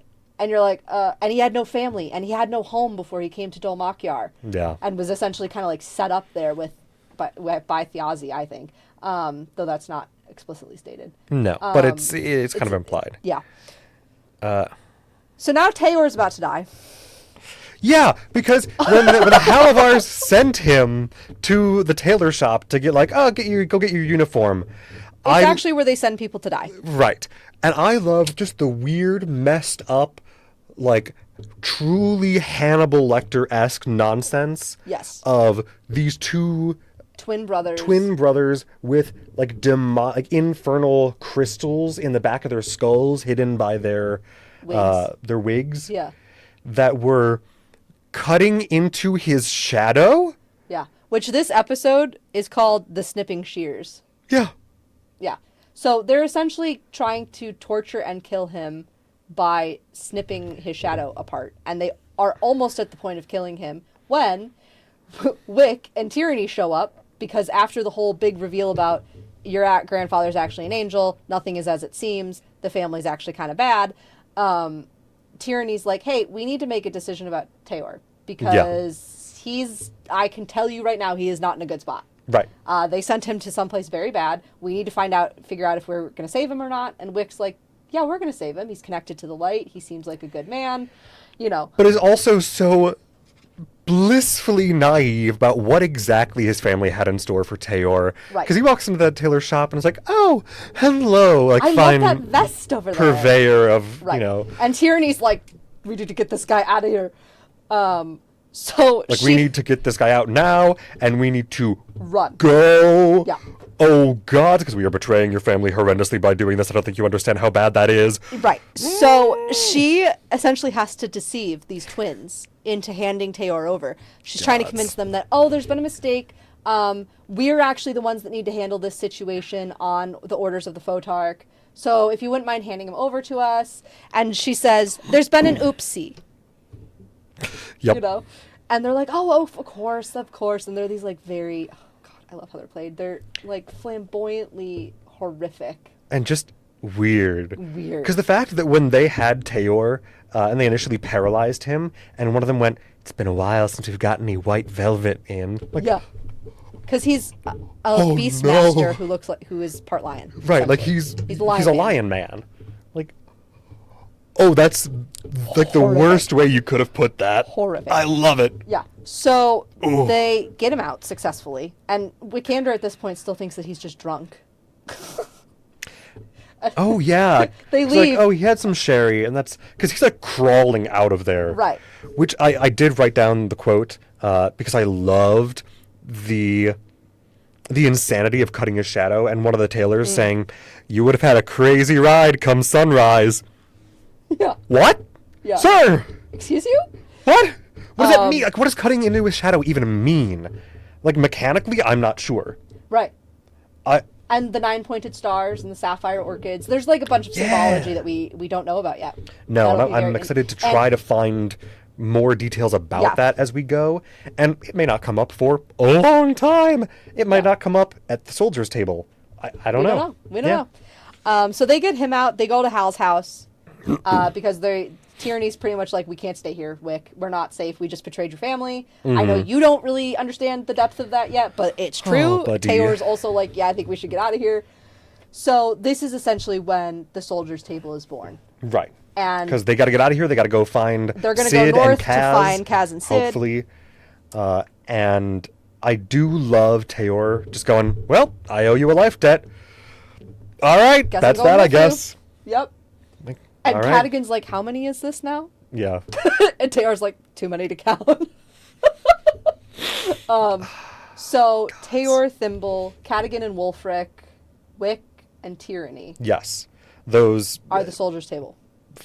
6 really with Wulfric, but like 5 player characters. Yeah. Are now heading the north. soldiers' table. So they're the first to break off at the end of episode 3. Right. And I do love that when we come back to Azune, I don't remember if this was, I don't think this is the end of episode 3. I think this was beginning of episode, or like partway into episode 4, when they were talking to Azune again, but it's relevant here. When, where do I have it written down? The, God, where is it? Azune. Oh, yes. You don't know the difference between letting go and forgetting. Regarding Azune, like, Yes. not being able to let go of the past, not Okay. being able to move on at all, And then the fact that his word for the mending casting is remember. is remember. This is going to be something that comes back. Yes. And I cannot wait to find out what gods. it will be, because the idea of letting go and forgetting and remembrance and mending, fascinating poetic Yes. combination, and I cannot wait to find out more about what it is. Yes. This is also the time that we're kind of finding out more about the Taconis lore. So Yes. they are the family of Shadow. Mm-hmm. They were the priests of Shadow, and they helped souls journey from one realm to another, essentially through the underworld. They did a lot of funeral rites before the gods were killed. And most of them are sorcerers. And Which I would Octus- assume shadow sorcerers, Yeah. just because that tends to be like a very death and undeath like focused or kind of like vibey sorcerer subclass, and specifically because when Primus shows up at Palazzo Divinos later, what sticks was to the it? shadows and stuff. a lot. Yes, and there was I think it's called umbral form or something like that. It might be that, or I don't remember the name of it. but there is like an 18th level Shadow Sorcerer ability Oh, jeez. that lets you basically move through solid objects and people. That's insane. And so I'm assuming that it's some combination of that with some spell that Brennan then reflavored Yeah. as, or like, visually reskinned as Primus reaching into the body and like the head of Raymond Divinos. General Raymond. Yeah, General Divinos. Raymond Divinos, Julian's father. And But we're a little bit ahead of, but yeah. God, just the horror of he just shows up in the shadows and pulls his skull and spine out Out of his, no, it's just his skull. I thought it was part of his spine too. Oh, it might have just been his skull. Yeah. But immediately killing him, like, Oh, great. Yep. So, oh no. we're now at the point where Thimble and Cadigan and Valus and Octus are returning to Hal's home as well. And Yes. Julian comes across them looking for Octus and goes, "Hey, Octus, you're not safe. You need to come with me." And Thimble's like, "I don't love this," because she doesn't like Julian. But No. they also are kind of like, okay, well, if Octus really isn't safe, like Aranessa's somewhat safe, and Yeah. we need to know more about what this is. So he agrees to go with Julian, and Valus goes with him. Right, because Primus, Octus's father, and like the Primarch of the Taconis family had come by Palazzo Divinos earlier, as well as the Magic College, Right. looking for Octus, Right. which and is horrifying. totally horrifying. And in this moment, as they're walking away, Valus has this lovely moment with Pincushion, Yes. the fox familiar who's like an undead stitched together. I cannot wait to crochet a pin. I'm Oh, going yeah. to make a pincushion, and I'm going to adore it forever. And she says, or Brennan says at one point, that as Valus is kind of connecting with Pin and sensing how this creature exists as like an undead thing, essentially, but still is mischievous and still obviously has love and kindness in it, Brennan says, "Is it possible that dead things can still love us?" Yeah. And Valus has a lot of grief. She's one of the mourning sisters. She mourns the loss of her goddess. So there's this undercurrent of like, can she ever reconnect to the spirit of her goddess and Right. feel that love again? And here's this cute little undead familiar who loves. Right. Because what does it mean to love and worship a god who is dead? Right. And what does it mean for her to then connect with and find this cute little stitched together undead fox who seems affectionate towards Yeah. his creator And others. and others? Yeah, for sure. Yeah. Not shortly long after this, Taisha returns with Hal and everybody, and she's like, "Where's Octus?" Thimble's like, "He went with Julian," and Taisha's like, "No, he did not." So she's gone. She turns into Yep. a wolf and turns and runs the opposite way. But I love also the following the call of the nightingale out into the night. Yes. Okay. So I know we touched on this briefly. When she went unconscious after touching the black mask in the box, Yes. she in her unconsciousness heard the song of the nightingale. And Right. she has since continued to hear it in certain instances where there is death about to or around it. Yes. And she knows she's the only one that hears it. It's not like she thinks it's an actual nightingale. She knows it's in her mind. But it's now kind of become like a cue that something that could be related to death is happening. Yes, which makes me think that in some way nightingales are supernaturally connected to death and not necessarily to House Taconis, who has the fact that they reference, oh yeah, House Taconis has a castle in death, Right. is already wild. We'll get to that more in a second. But I'm thinking that the Nightingale's connection to death is separate from, or like independent I would agree. from the Taconis connection. Well, especially because of some of what happens in episode 4, but we're not quite there yet. Yes. So, Gods. the soldiers go to Falcon's Rest, which is a monument at the base of the city near the gates that was created to memorialize the lives lost during the Falconers' Rebellion. And this is the moment where Osnay's talking about letting go and forgetting, because he goes Yes. almost every day and says the names of all of the fallen soldiers. Gods, which And is such a... as he sends off the soldiers' party on horses from this place, and he finishes reciting the names, he adds Thiazis at the end. Yeah. And I remember Luis Carrazzo saying that he is tempted to also add the names of the people leaving the city. You're right. But they're not dead yet. Right, but holds himself back because they're not dead yet. They're just leaving for now. But just that awful torment of these people who I want to go with because there's so much I want to help them with, but my place is here. Mm-hmm. I've got a day job. Right.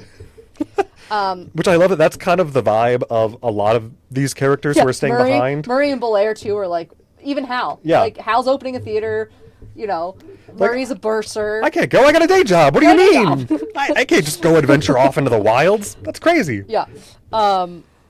The other thing about Octus being an eighth son, which I just have a note of, is that 8 is a number associated with death in Japanese culture, I think, as well. That sounds right. Again, I'm less familiar with... I think it's correct. I haven't looked into it, so if I'm wrong, I apologize. But you could ask Dandy. Dandy probably would know as well. Yeah. But yeah.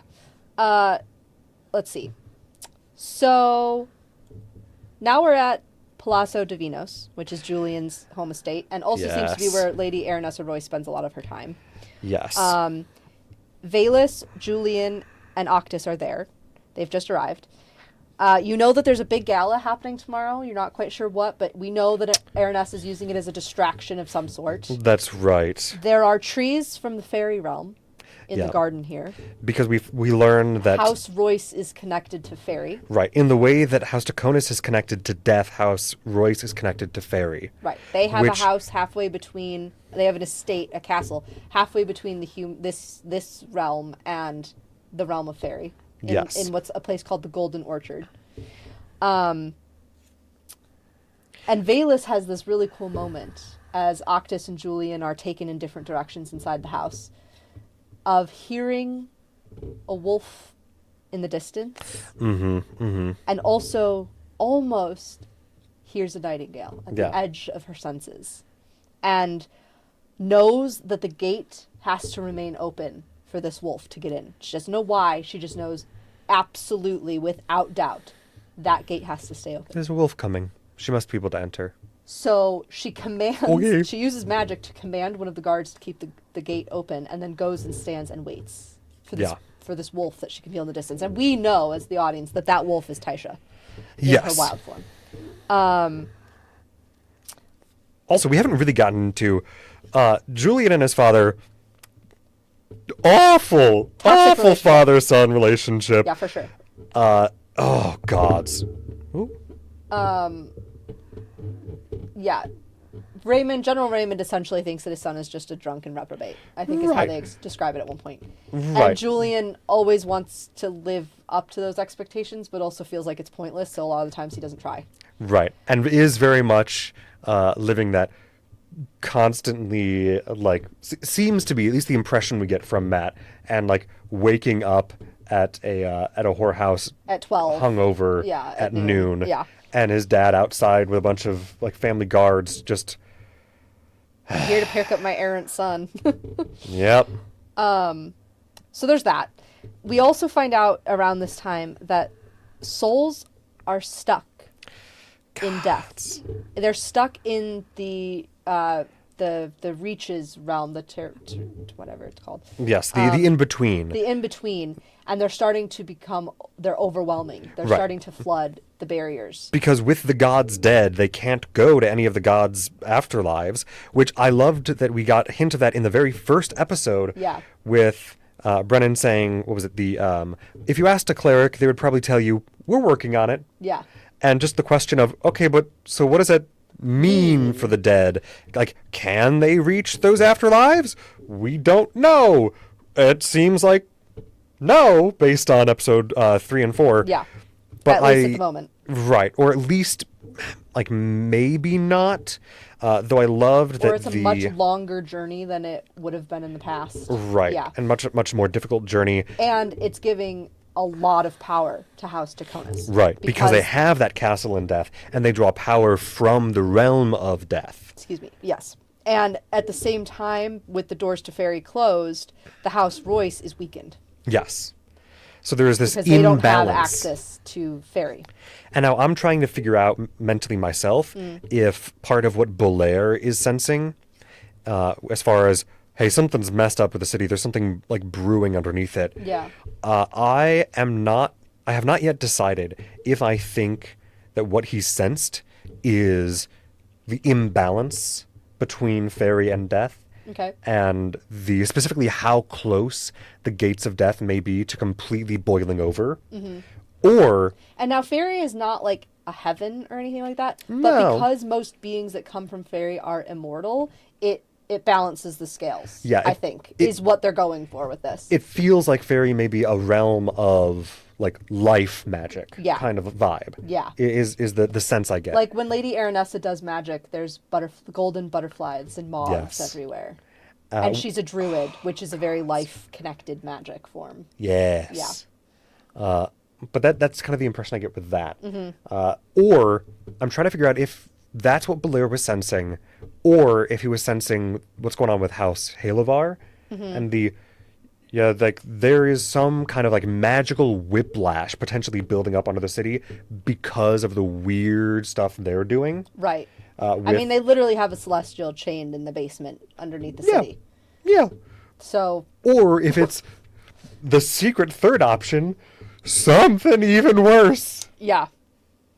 We don't know yet. No, and at this point, I don't have enough information to feel like I'm making enough of an educated guess at any one of those options. Right.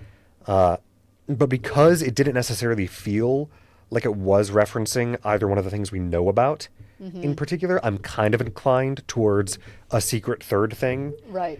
Which may still have to do with both of those things, actually, in terms of some kind of magical whiplash as far as the death of the gods and the world being... like the world finding its own place in magic again with the gods' influence gone. Yeah, because there were also beings before gods, which we don't really need to get into for the sake of this, but there were primordial ancient beings before gods. So gods were not the thing that actually created everything. Right. That it seemed like these giants were like the earlier force that then the gods killed, got rid of. I don't know. We're not quite sure which Greek mythology we're going with here. Yeah. So, Valus is at the gate waiting.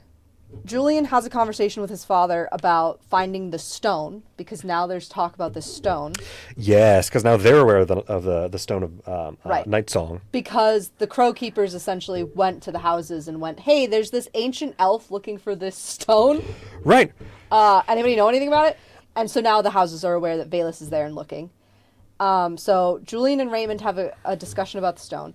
Aranessa is taking Octus upstairs to a bedroom for him to be safe in for the evening. And Julian goes to join Valus at the gate. They're kind of like have an instinctual allyship with each other is what we're getting so far from them. And kind of an odd little weird respect. Yeah, like, okay, I trust you.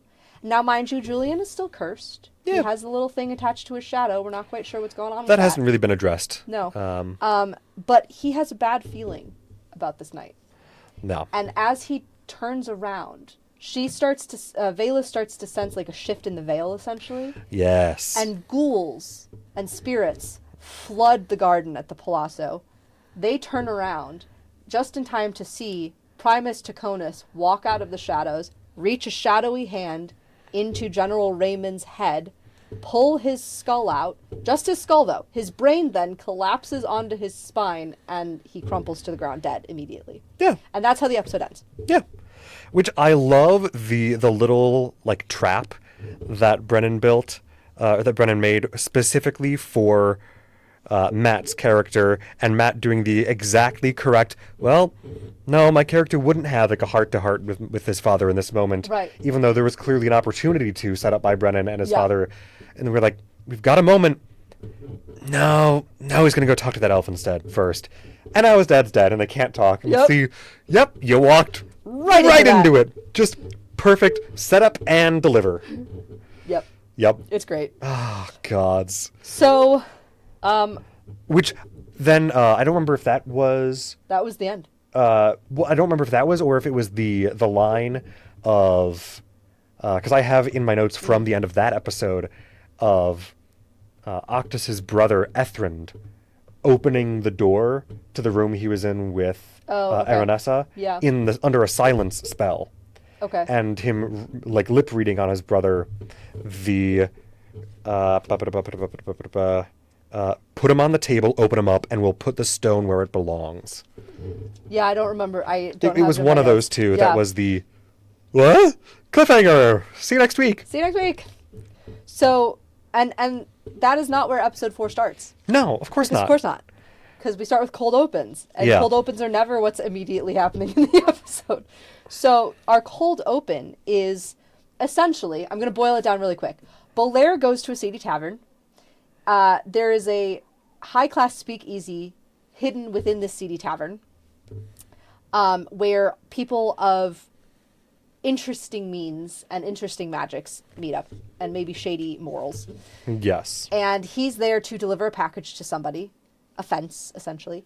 And they go to their private room, and he takes the money from the fence, and the fence opens the box, and you assume there's nothing in there, given the fence's reaction, or it's not what he was expecting. And he goes, I will get what I paid for, and he paralyzes Bolaire or makes him go to sleep, and we as the audience see the fence take Bolaire's mask off. And it's hard for him to do it, but he does. He takes the mask off, and underneath is like a shriveled, powdery, like falling apart face, essentially. Yep.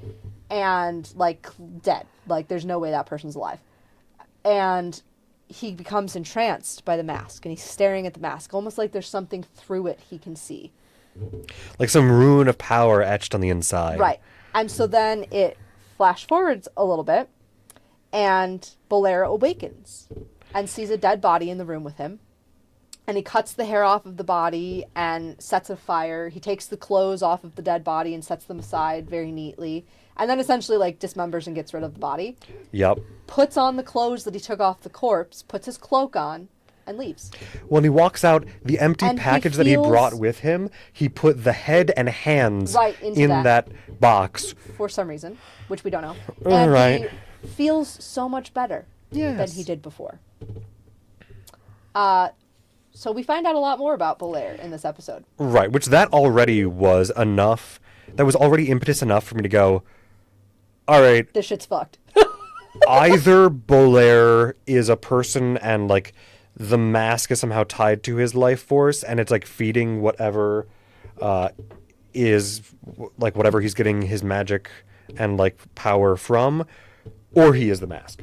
Which Yeah. we find out later in the episode, no, he is the mask. He is the mask. Yeah. But we do then, after that, move to the battle. Yes. And it's like an hour and a half of battle chaos. Absolute chaos. Oh my gods. I screamed multiple times during this episode. Yeah. This episode's 5 hours long, and it needed to be. And the emotional roller coaster is intense. Oh, so, gods, yeah. Essentially, we start the battle with Octus being thrown down on a table and garroted by a ghoul. Yep. and then- Because his brother's there with 6 ghouls. Right, and his brother is like controlling the ghouls. Yes. And he has the Stone of Night Song in his hand. Yep. Ethrend, the brother. The Ethrend, the brother, has the Stone of Night Song. And he jumps on top of his brother, cuts him open from navel up to Yep. chest, puts the stone inside Octus, and rips his heart out. Right. Puts the stone where his heart should Should be. and takes the heart. And essentially, poor Alex, the voice actor who plays Octus, has literally no chance of doing anything to save himself. Right. He is dead. Yeah. For all intents and purposes. In the first 5 minutes of the battle, not even. Right. Well, because and like the ghouls rolled like 19 initiative. Right. Like they went immediately, and he was just, Hardcore. well, I'm screwed. Okay. And the fact that like for their Halloween episode, they decided to do an Yes. oops all Alex like outfit for everybody, so everyone. So Alex wore- normally dresses pretty goth Yes. and alternative. And so for this episode, everybody else dressed goth and alternative, and he was not allowed to. Yep. And So he dressed as Thad Yep. in a polo and a trucker's hat. Gods. Like, he looked like he was about to go golfing. The rule was You Alex know? Ward can't be Alex. Yes. And so he essentially dies. Yeah. Oh, last thing about the clothing, I will say the biggest casualty to me of the Halloween episodes for Campaign 4 now is, actually, no, it's not necessarily Halloween episodes, but what Sam had previously done in Campaigns 2 and 3 was on, like, particular episode numbers, he would wear the same shirt, if he still had it, that he wore on that episode number in Campaign 1. Oh. And so there was a Halloween outfit he wore in Campaign 1 that then he still wore at that episode number. Not on Halloween, Right. but on that episode number in future So campaigns. whenever that episode number just happened to be. Yeah. Yeah. It looks like he's not doing the shirt bit anymore. Oh. I think he just like, well, I've gotten rid of too many of the shirts, Well, and it's just a sometimes new world. they dress a little bit like their characters, which I think is fun too. Yes. Like they dressed in like Disney-bound, real-life clothing versions of their characters' outfits, which is cool. Yes. Or their characters' vibes, at the very least. Which I kind of really enjoy Yeah. that element. But also, the shirt bit, you know, it's been 10 years. Right, I fair understand. enough, It's time yeah. to move on. But it is kind of just a Right. Sure. so long the shirt bit. So in the background, while we're essentially hearing about how Octus is dying, Ashley Johnson and Abria are freaking out. Oh my gods, yes. Because you have Ashley, who has already, Valus has grown attached to Pincushion, and you have Taisha, who is essentially Octus's only real mother figure, Right. For the last, like, 6 who months. are not there watching him die. Their characters don't know he's dying. Yeah. But the voice actors are freaking out. And Abria, I think at some point said, yeah, I meant like Hot Topic goth, when she's complaining to Brennan about how batshit and fucked this is already gone. Right. Like, you didn't need to kill the boy! And they're rolling horribly Oh, it's... for the first, like, hour of It's- this hour-and-a-half battle. It starts real bad and It's- stays bad for a long time. They do... And Brennan keeps rolling, like, nat 20s. Yes. And 18s and shit. Though things do kind of start to turn around with, at least with Julian, when, like, once Aranessa hastes him. Yeah. Which, phenomenal. Just hasting a fighter is always a great move. Yes. And especially a fighter rogue multi-class. For sure. With a little bit of It sneak gave attack. him so much extra moves and actions and Yes. bonus actions, and he could get a lot done.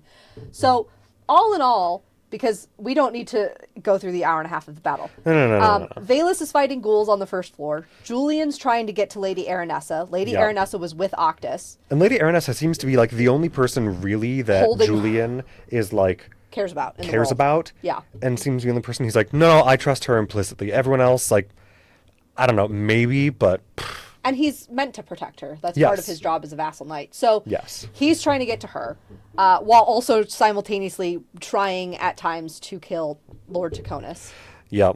And doing a terrible, And like, doing a terrible job. but Taisha is trying to get to Octus because Yes. she can, in her wolf form, she can smell blood on the wind and knows something horrible is happening. And they watch. Oh, this was the heartbreaking part. Mm-hmm. They watch Taisha and Valus watch Pincushion deconstitute. yes, Which watching, is how they know something horrible has happened to Octus. right, watching Pin just, like, fall apart. Fall apart into pieces, like a torn apart stuffed animal. Right.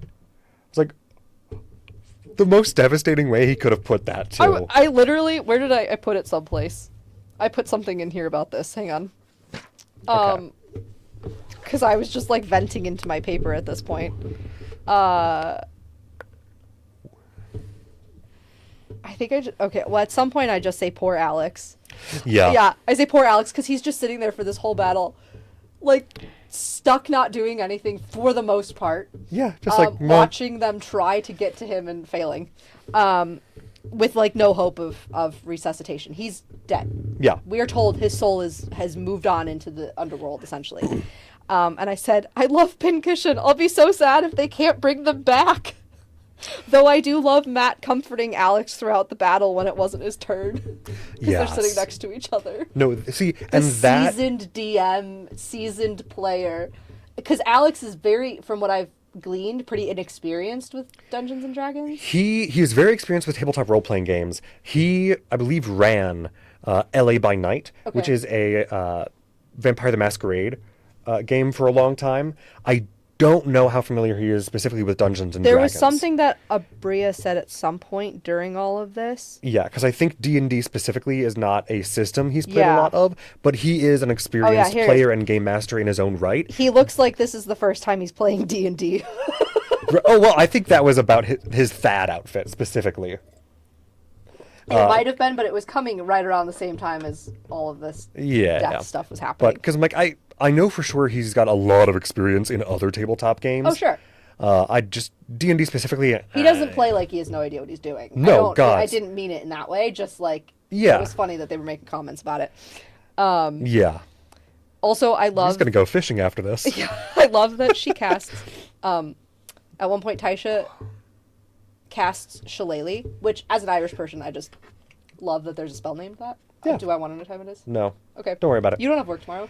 I don't have work tomorrow. Neither do I took the day off. It's great. I took the day off too. It'll be fine.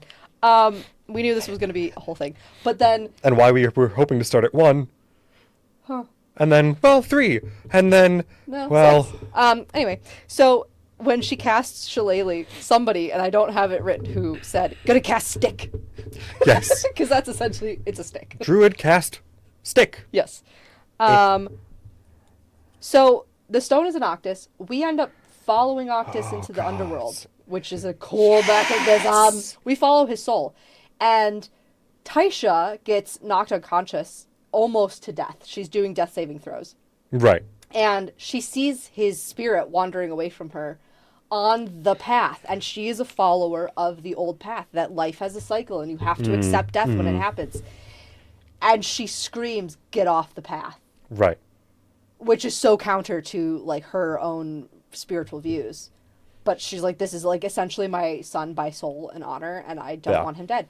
And at the same time as she's doing this, his soul wants to be going down the path, and also a hand is reaching through into this realm and trying to pull him Yes. off the path and into someplace else. Right, And we which- don't know what it is. My assumption is that is his family using his heart as an anchor to pull him into a particular, I don't know, like particular like vassalhood in death. Yeah, or like something. a particular. Because he sees a face over him at one point through this like mist that the hand's coming from. Right. That I get the impression was some kind of familial Yeah. face, but I'm not sure exactly. But in him getting off the path Right. and refusing the call. He can never go on the path again. Right.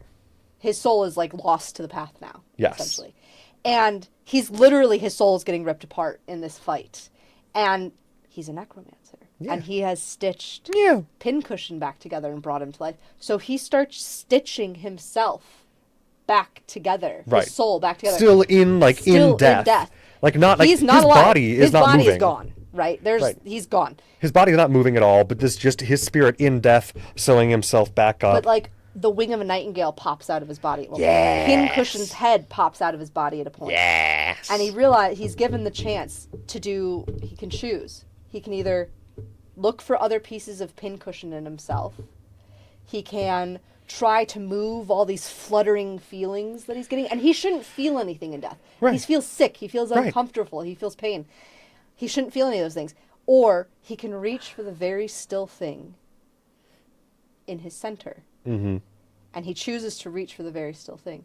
And he pulls out, while he's stitching himself up, the stone. Mm-hmm. And then his spirit just disappears. Right.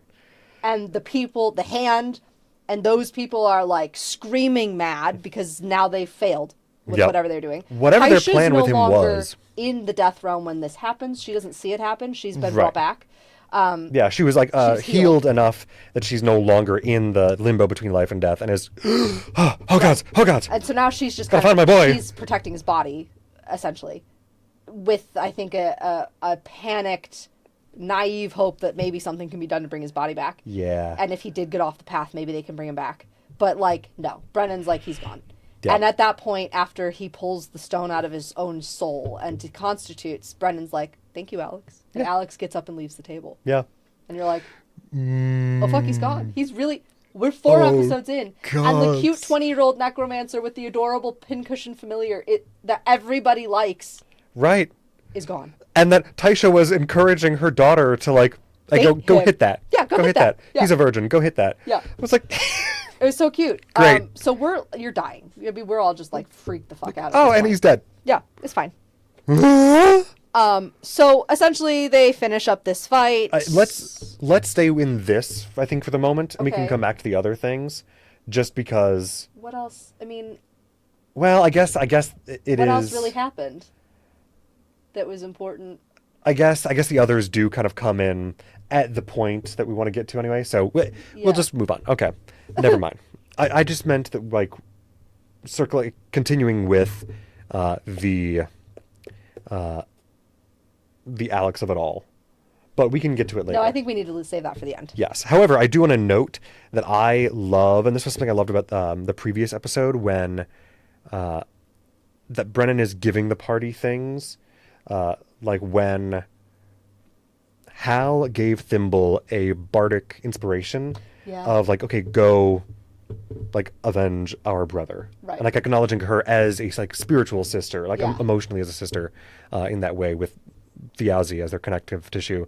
When Brennan said like that bardic inspiration will stick with you until you use it, like it will And just it will get better Right. as Hal gets more powerful. Right. Because so as a too bard- will the bardic inspiration if you haven't used it yet. right. And I'm Which like, is okay, cool. love that. Yes. But then I also love that in this episode, then, because of Julian's Nat 20 attack of opportunity against Primus Taconis, that Primus just shrugged off. Right. Brennan giving him, from now on, when Julian is at half health or less, he has advantage against Primus Taconis specifically. Yes, that was cool. That was cool. Okay. Yes. We Why also not? had things like in the battle. You're right. There were a few more things I had written down. Aranessa essentially calls fairies of the dead Yes. to come fight the spirits Which that are because on the other side of the veil and like just about trying to come in. fairies are meant to be innately like of life magic, or at least Yeah. from the vibe I get from this world. That's insane. So What you're does like, that mean? What's going on with that? Valus is the only one that can see them, even though Aranessa is Right. the one that called them. Right. So I'm wondering if that has something to do specifically with like fairies now that have died since the Right. doors of fairy were closed in this world.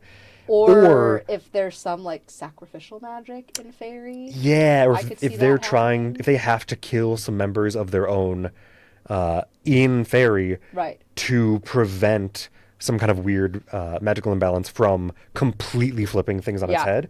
I'm not sure.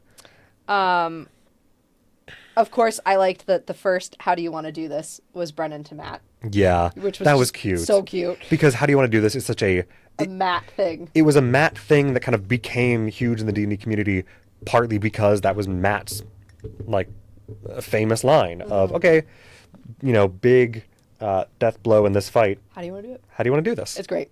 What was the other thing? Taisha had a nat 1 roll on her death saving throw, which means she failed 2 of them. Yep.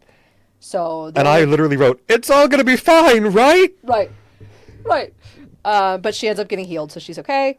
I love the role play in death due to the realms being so accessible in this world. Yes. I love that. Yes. There's so much that can be done with that, which I adore. And the veil being so thin in that Yes. moment. I also have the question of, and that it's the Halloween episode in which that's happening. Oh yeah, of course.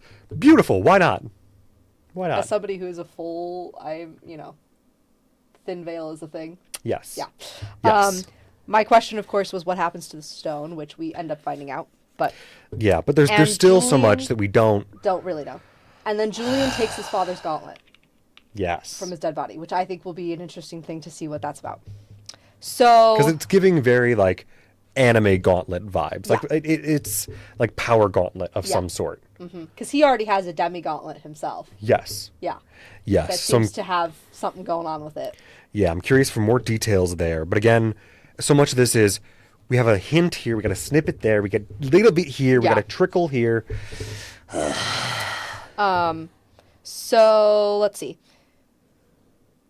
Do. Yeah. Pretty much we have Hal and Murray reading the letter from Thaz about Belair, which Right. is meant to which sows a little bit of distrust between them and Belair. Right, because it seems like it was from Thiazi's stash of blackmail material letters. on people. Yeah. So they decide to go talk to him and figure out what the heck's going on. Yeah.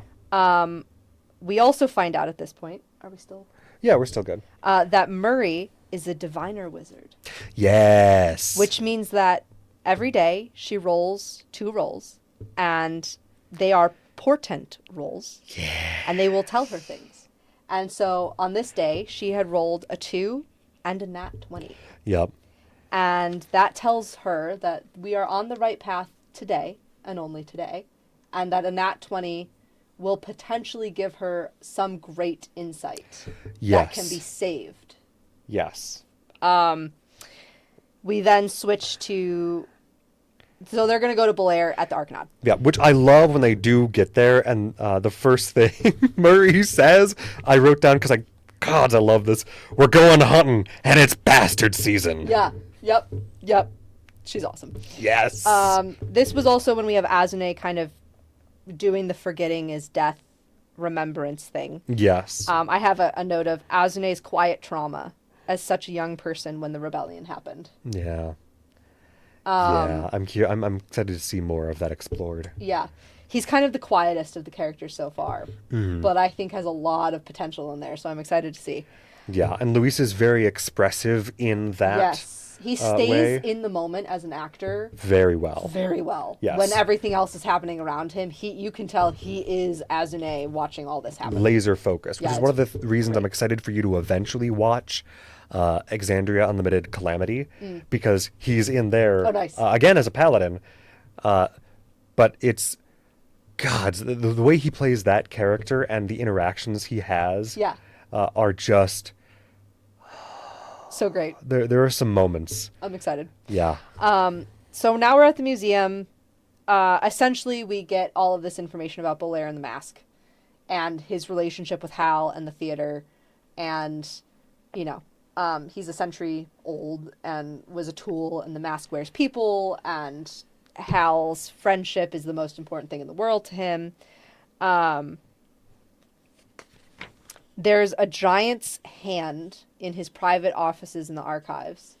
Yes. The old ancient script on it, and they are able to suss out that it says, "Where we have stood since the dawn of time, no one else will shape against."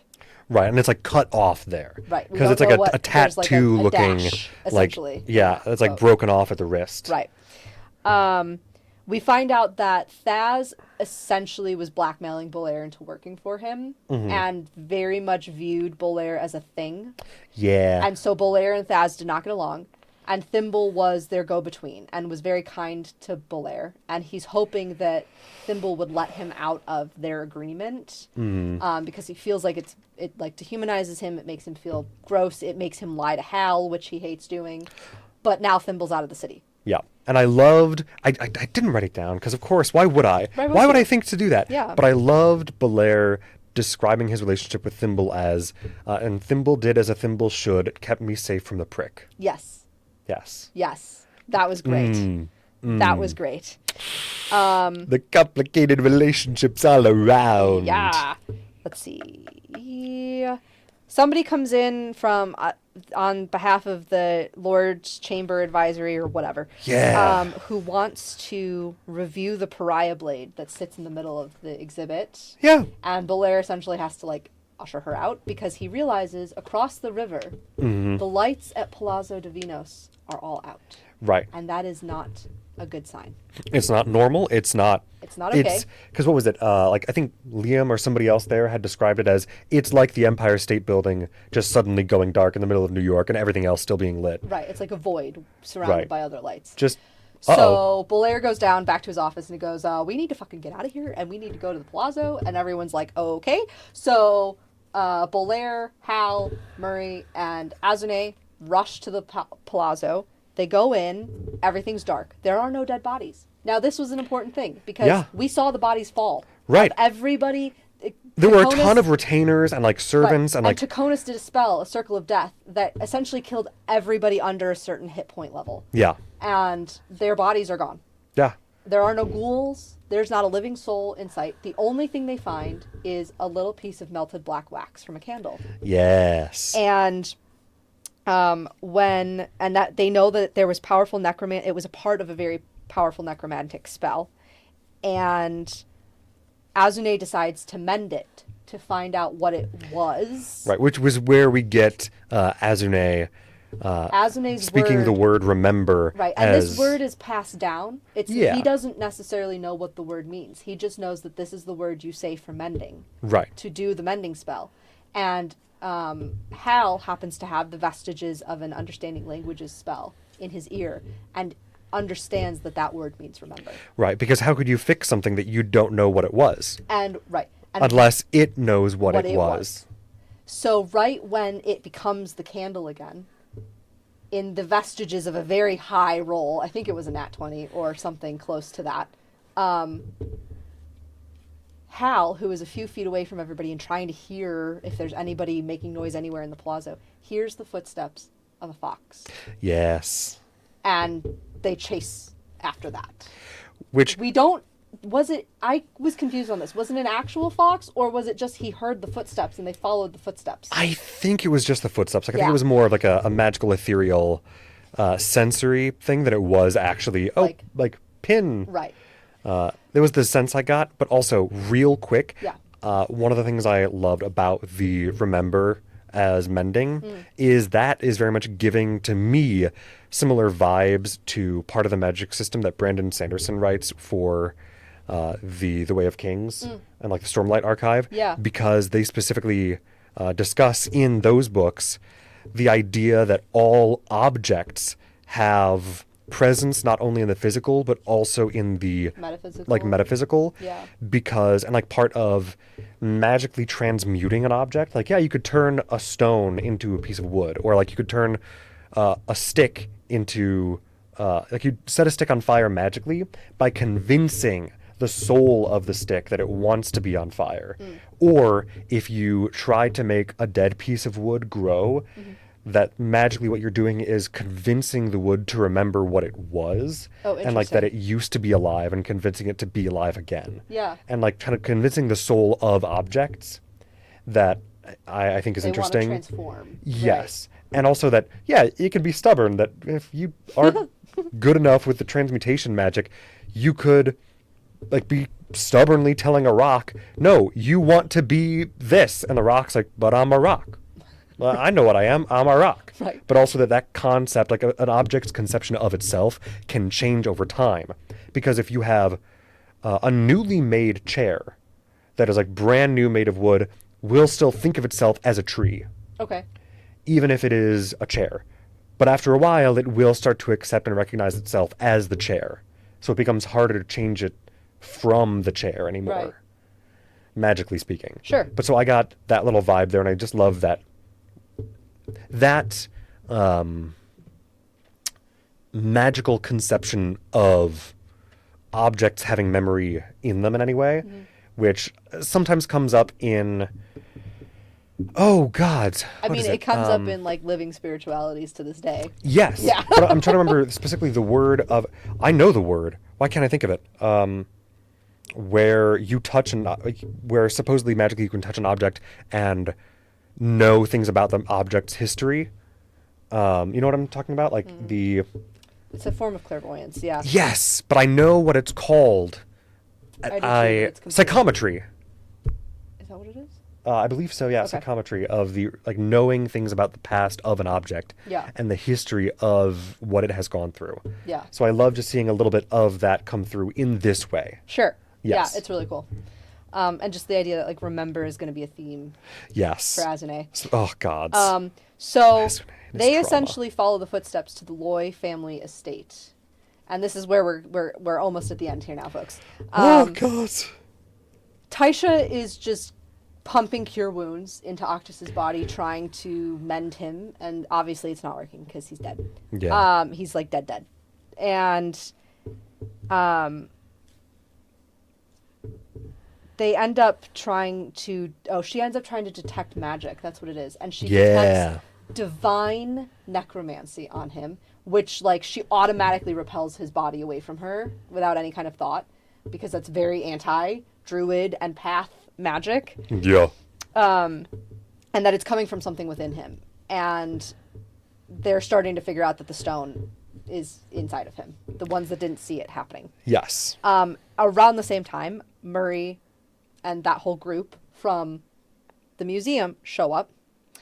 And essentially they're trying to figure out how to get the stone out of him safely, because they're not sure what could happen by removing the stone. Yeah. And through an absolutely genius, and I don't have enough details written down here because I was just so enamored in the moment. Oh, But absolutely. That was part of essentially, my problem. an amazing amalgamation and a teamwork of mainly Murray and Belair's magics, Yes. but with help from Taisha and Hal. They end up bringing the stone out of his body. Mm-hmm. And I love how Marisha described this, but she can see essentially and draw the grid of the plane of gravity and Yeah. time around an object. And so she has it in her mage hand out, and she's holding it and she's kind of studying it. And through this magic that they're kind of channeling, and through the nat 20 of her portent roll, she essentially brings his body back to life. Right. But his body's not alive. Right. It's working, but it's not alive. And his soul is there, but his soul is also in pieces. Right. Is what we're getting. And he has these flashes of memory of things that he didn't actually live through and things that he did live through. And we're not sure what all of those things mean yet. I love the description that his body is mended, but his soul is unraveled. Yeah. But it is attached. Right. It is connected to his body, but it's unraveled. Right. And Brennan says, Octus, you wake up dead. yep. Delightful. And the stone essentially stitched him together when some of his blood dropped from it onto his body. It stitched Yeah. the wounds that Taisha's cure wounds couldn't heal. He sees a whole bunch. He sees a war in the underworld. He doesn't need to breathe. He doesn't have a heartbeat.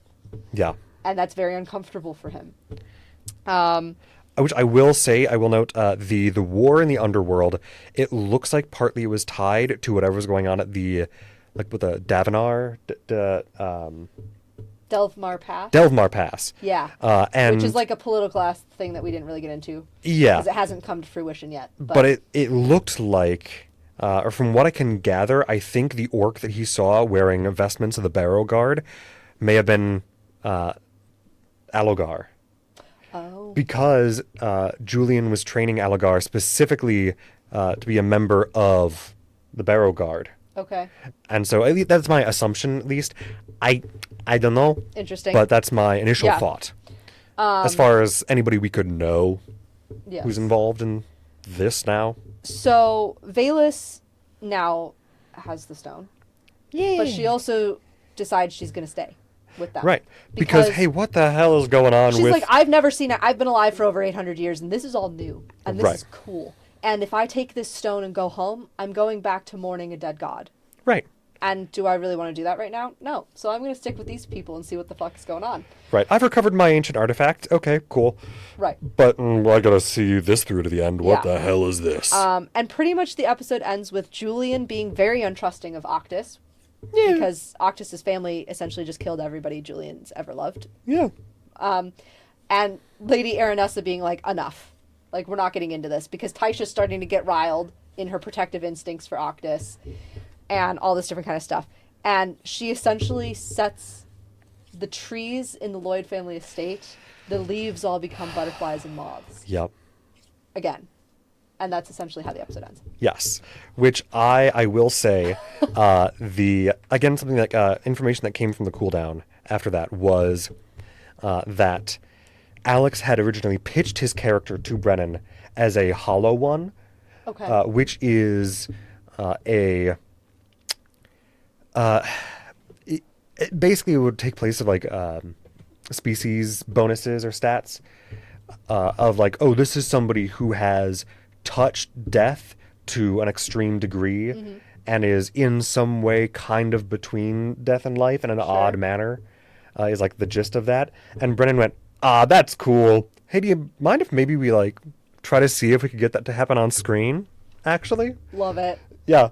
And so And they did. That would explain why Alex wasn't panicking as much as I expected him to be. But he still was panicking. Oh, he was still upset. I'm not lying. Oh, and he had spider climb prepared to get away. Like he was like, no, I'm not going down with the fight. Like I will try to get out of this. Yeah. And the rolls were bad. Oh. Like it was just bad against him. The dice were against but you. But they did, because and like Brennan clarified that it wasn't like intended to be no, this is what will happen, but this is what probably will happen. But you could get away, and this could be something that never ends up happening. He does have like a poetic monologue when he realizes that this battle is going bad fast, where he's like, I'm rolling stuff in front of the board because I need you to understand that this fight was never going to be fair. Right. This world is not fair. This world is not fair. And what happens in this battle, for better or worse, this is the kind of world you're in.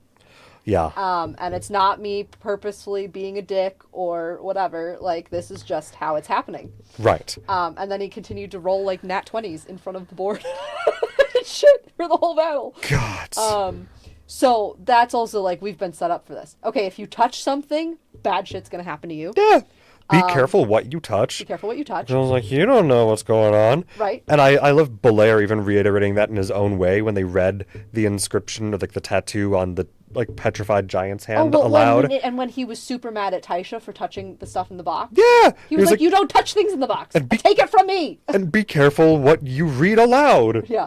What are you doing? So I thought that was a really poignant point to make. Yeah. At the end of the last episode of an overture like this, of this world's not fair. Yeah. And there was a very, very real possibility Octus was not going to come back. Yeah. Like, how would they have mechanically done it if Murray hadn't gotten that nat 20?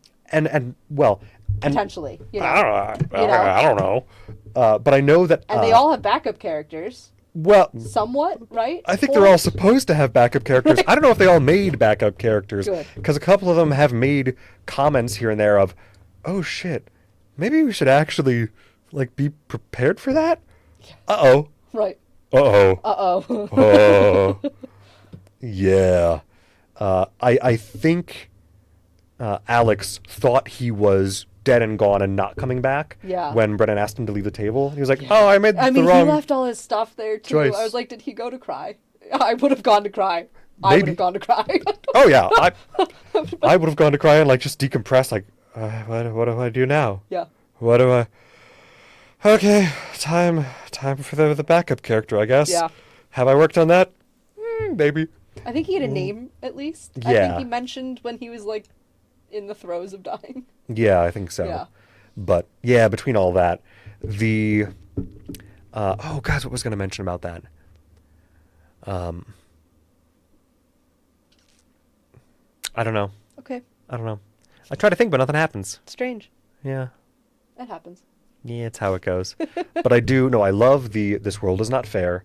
I love that combined with the bar fight earlier in the previous episode with, hey man, shit's gonna happen. Yeah. Like Yep. there are gonna be consequences, and part of the reason that people went looking at the Crow Keepers told people about the Stone of Night song was because of what happened in the bar fight. Yeah. And I think I had written hey, Valus killing the leader of the Crow Keepers and like murdering a bunch of them, that's not just like a drop in the bucket. Like this is a big splash. This is a big wave.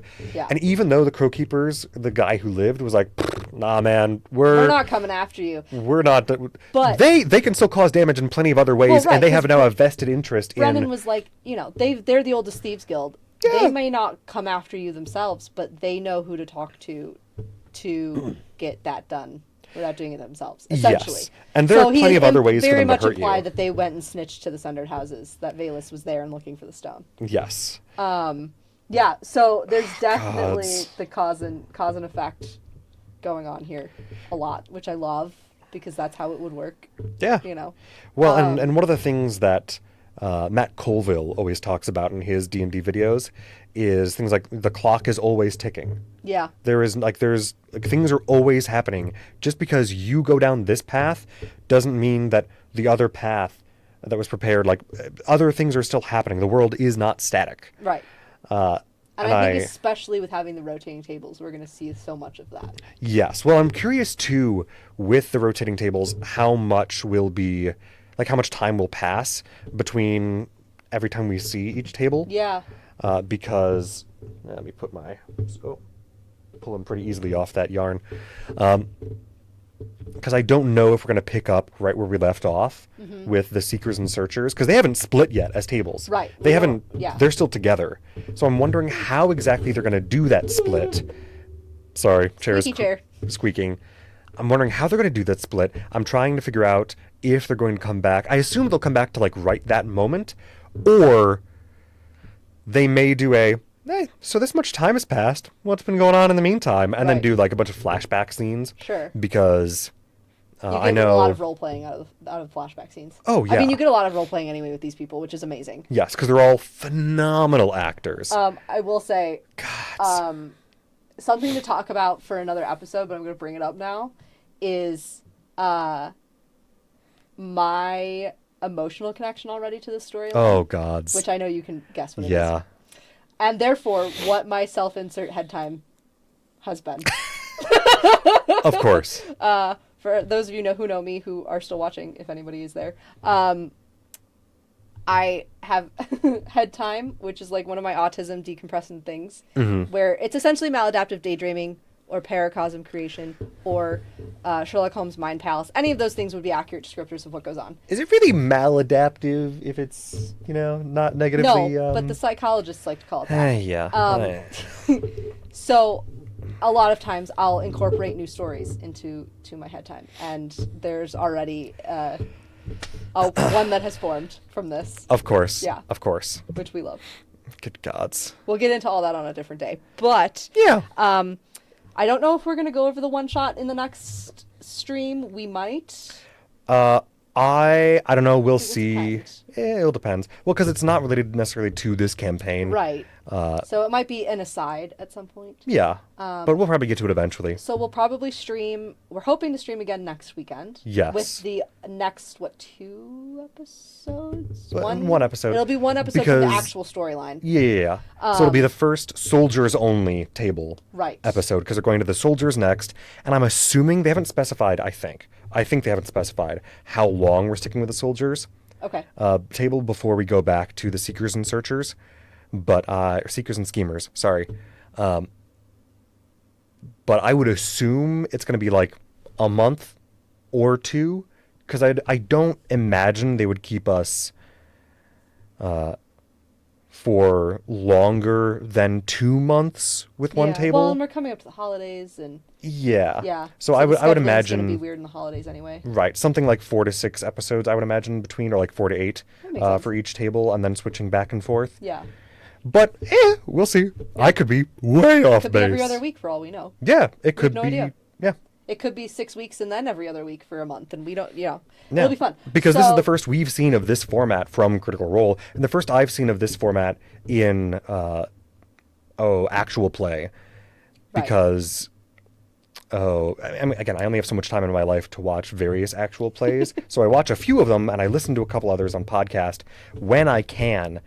But I've never specifically watched one that is a little more West Marches style, which this is not necessarily true West Marches, right? But it is a little more West Marches style, which I know Brennan has a lot of experience in, because I think it was during his tenure as a camp counselor, because he worked at a LARP summer camp forever. Love it. Yeah.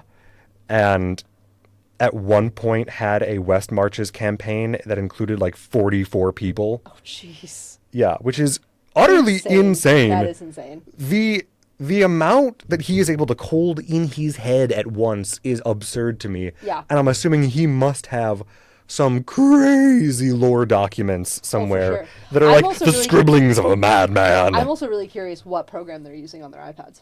Oh, yeah. Yeah. Because they seem interactive. Yes, because they might still be using D&D Beyond, but I don't know. because D&D Beyond is semi-interactive, Yeah. but Would I we know be they shocked haven't been. if they didn't make? Would we be surprised if they haven't already made their own programming? Oh, they could have their own, Yeah. absolutely. Especially because, again, they have Jeremy Crawford and Chris Perkins Yeah. working with them now. Now that Wizards of the Coast let them go. Right. Or, well, Hasbro through Wizards of the Coast because, Yeah. boy, But yeah. So yeah, next crazy episode for stuff. us will definitely be mostly centered on that first episode at the Soldiers' Table. Yeah, and will therefore be nowhere near this long. No. And we'll have some other stuff to talk about, I'm sure, and we'll probably do a little bit less recapping. We're going to Yeah. kind of, from here on out, work on the assumption that people are also watching it Yeah. somewhat up to date and or don't care about spoilers when we do say stuff, or don't care if they're a little bit confused about something. Yeah. But for this one, we were like, all right, it's the first one. It's 4 episodes. It's an overture. It's a lot of the backstory and lore going on. And through recapping at least some things, it gives us opportunity to talk about our thoughts about these things as they popped up. Yeah. Since we're not watching these things together. And we don't talk about them after we watch them with each other. This Nope. is the first time we've talked about these things with each other. Yep. Other than me saying at some point that Laura Bailey was a goddess and one Yes. other thing at some point, I think. That I have a lot of crochet ideas coming up from all of this. But Yes. Gods. Oh my gods. A We- crochet Wolfric. yeah, that's on the list. And a holla. Yes. Also, what was the other big thing that I was thinking of? Oh, a horn and ear set for Tyranny. Oh yes, of course. With the piercings and everything. Yes, so of I've course. had ideas, and then a falcon with a torn banner and its claws. Yes. I kind of had a head time. We'll end with this. Because we're so far beyond. This is, yeah. I Oh had gods. a real, quote unquote, real world head time imagining. My cousin likes to call it me manifesting. Yeah. Which if I actually manifest this, cool. Where I make something, I crochet something for each of them, and I send it to them. Yeah. I mean, you could send them to. They don't like. No, I know. Yeah, yeah. But yeah, just for shits and giggles. But the thing that I made for Brennan Lee Mulligan Yeah. was the falcon holding the torn banner. You should do that. Yeah, You should do that. yeah. Yeah. But anyway. Yeah. Just like, here are little gifts. Because I think they still receive plenty of gifts Oh, I'm in their sure. P.O. box for tons of Yeah. their stuff. Granted, I don't know how much they actually, like, keep or look through it these days. I'm sure there's so much. Because there's got to be But so I'm much. like, even if they just look at it, go, that's cute, and then donate it to a children's charity, like, that's fine. Yeah. You know what I mean? Yeah, that's fair.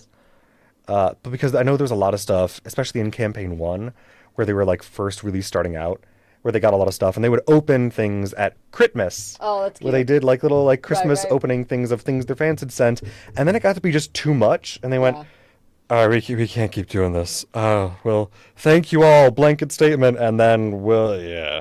it's too much. Which, fair. The manager, Completely the manager fair. will send out a pre-signed letter. Yes, exactly. Yeah.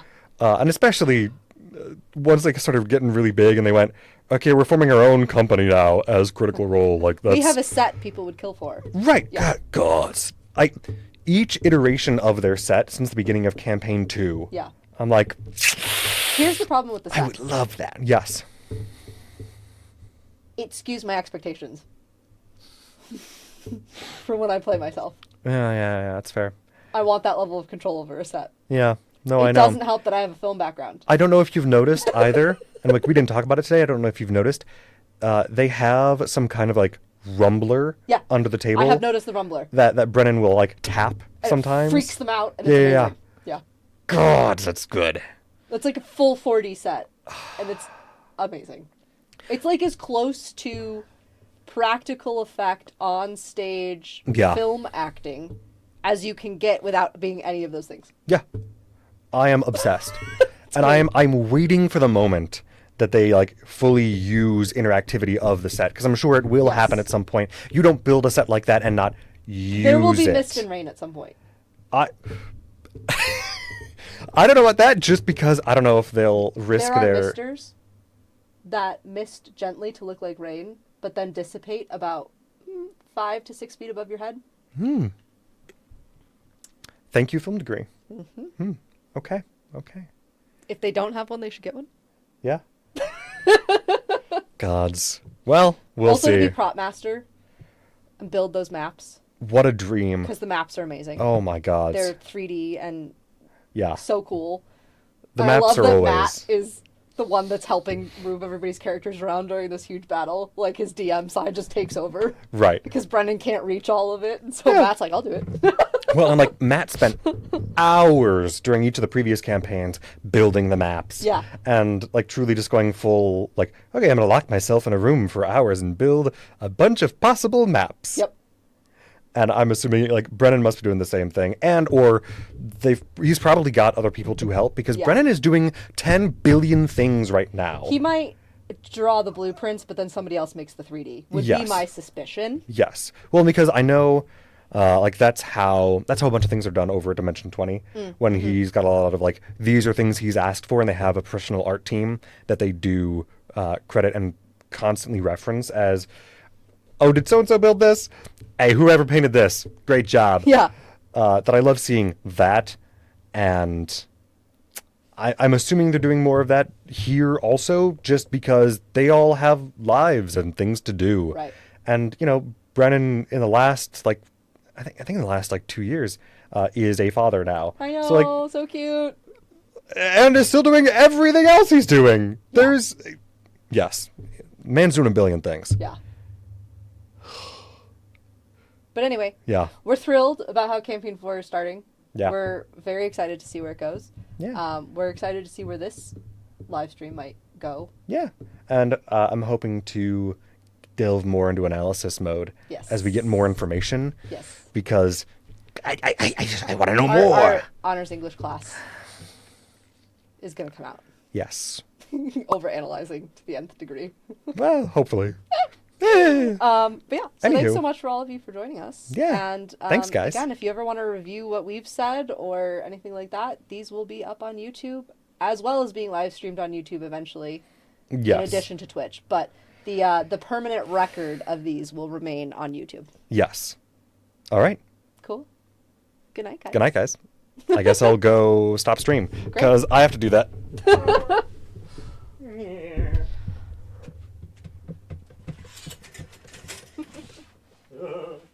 We'll also have to set up the iPad. Oh, yeah.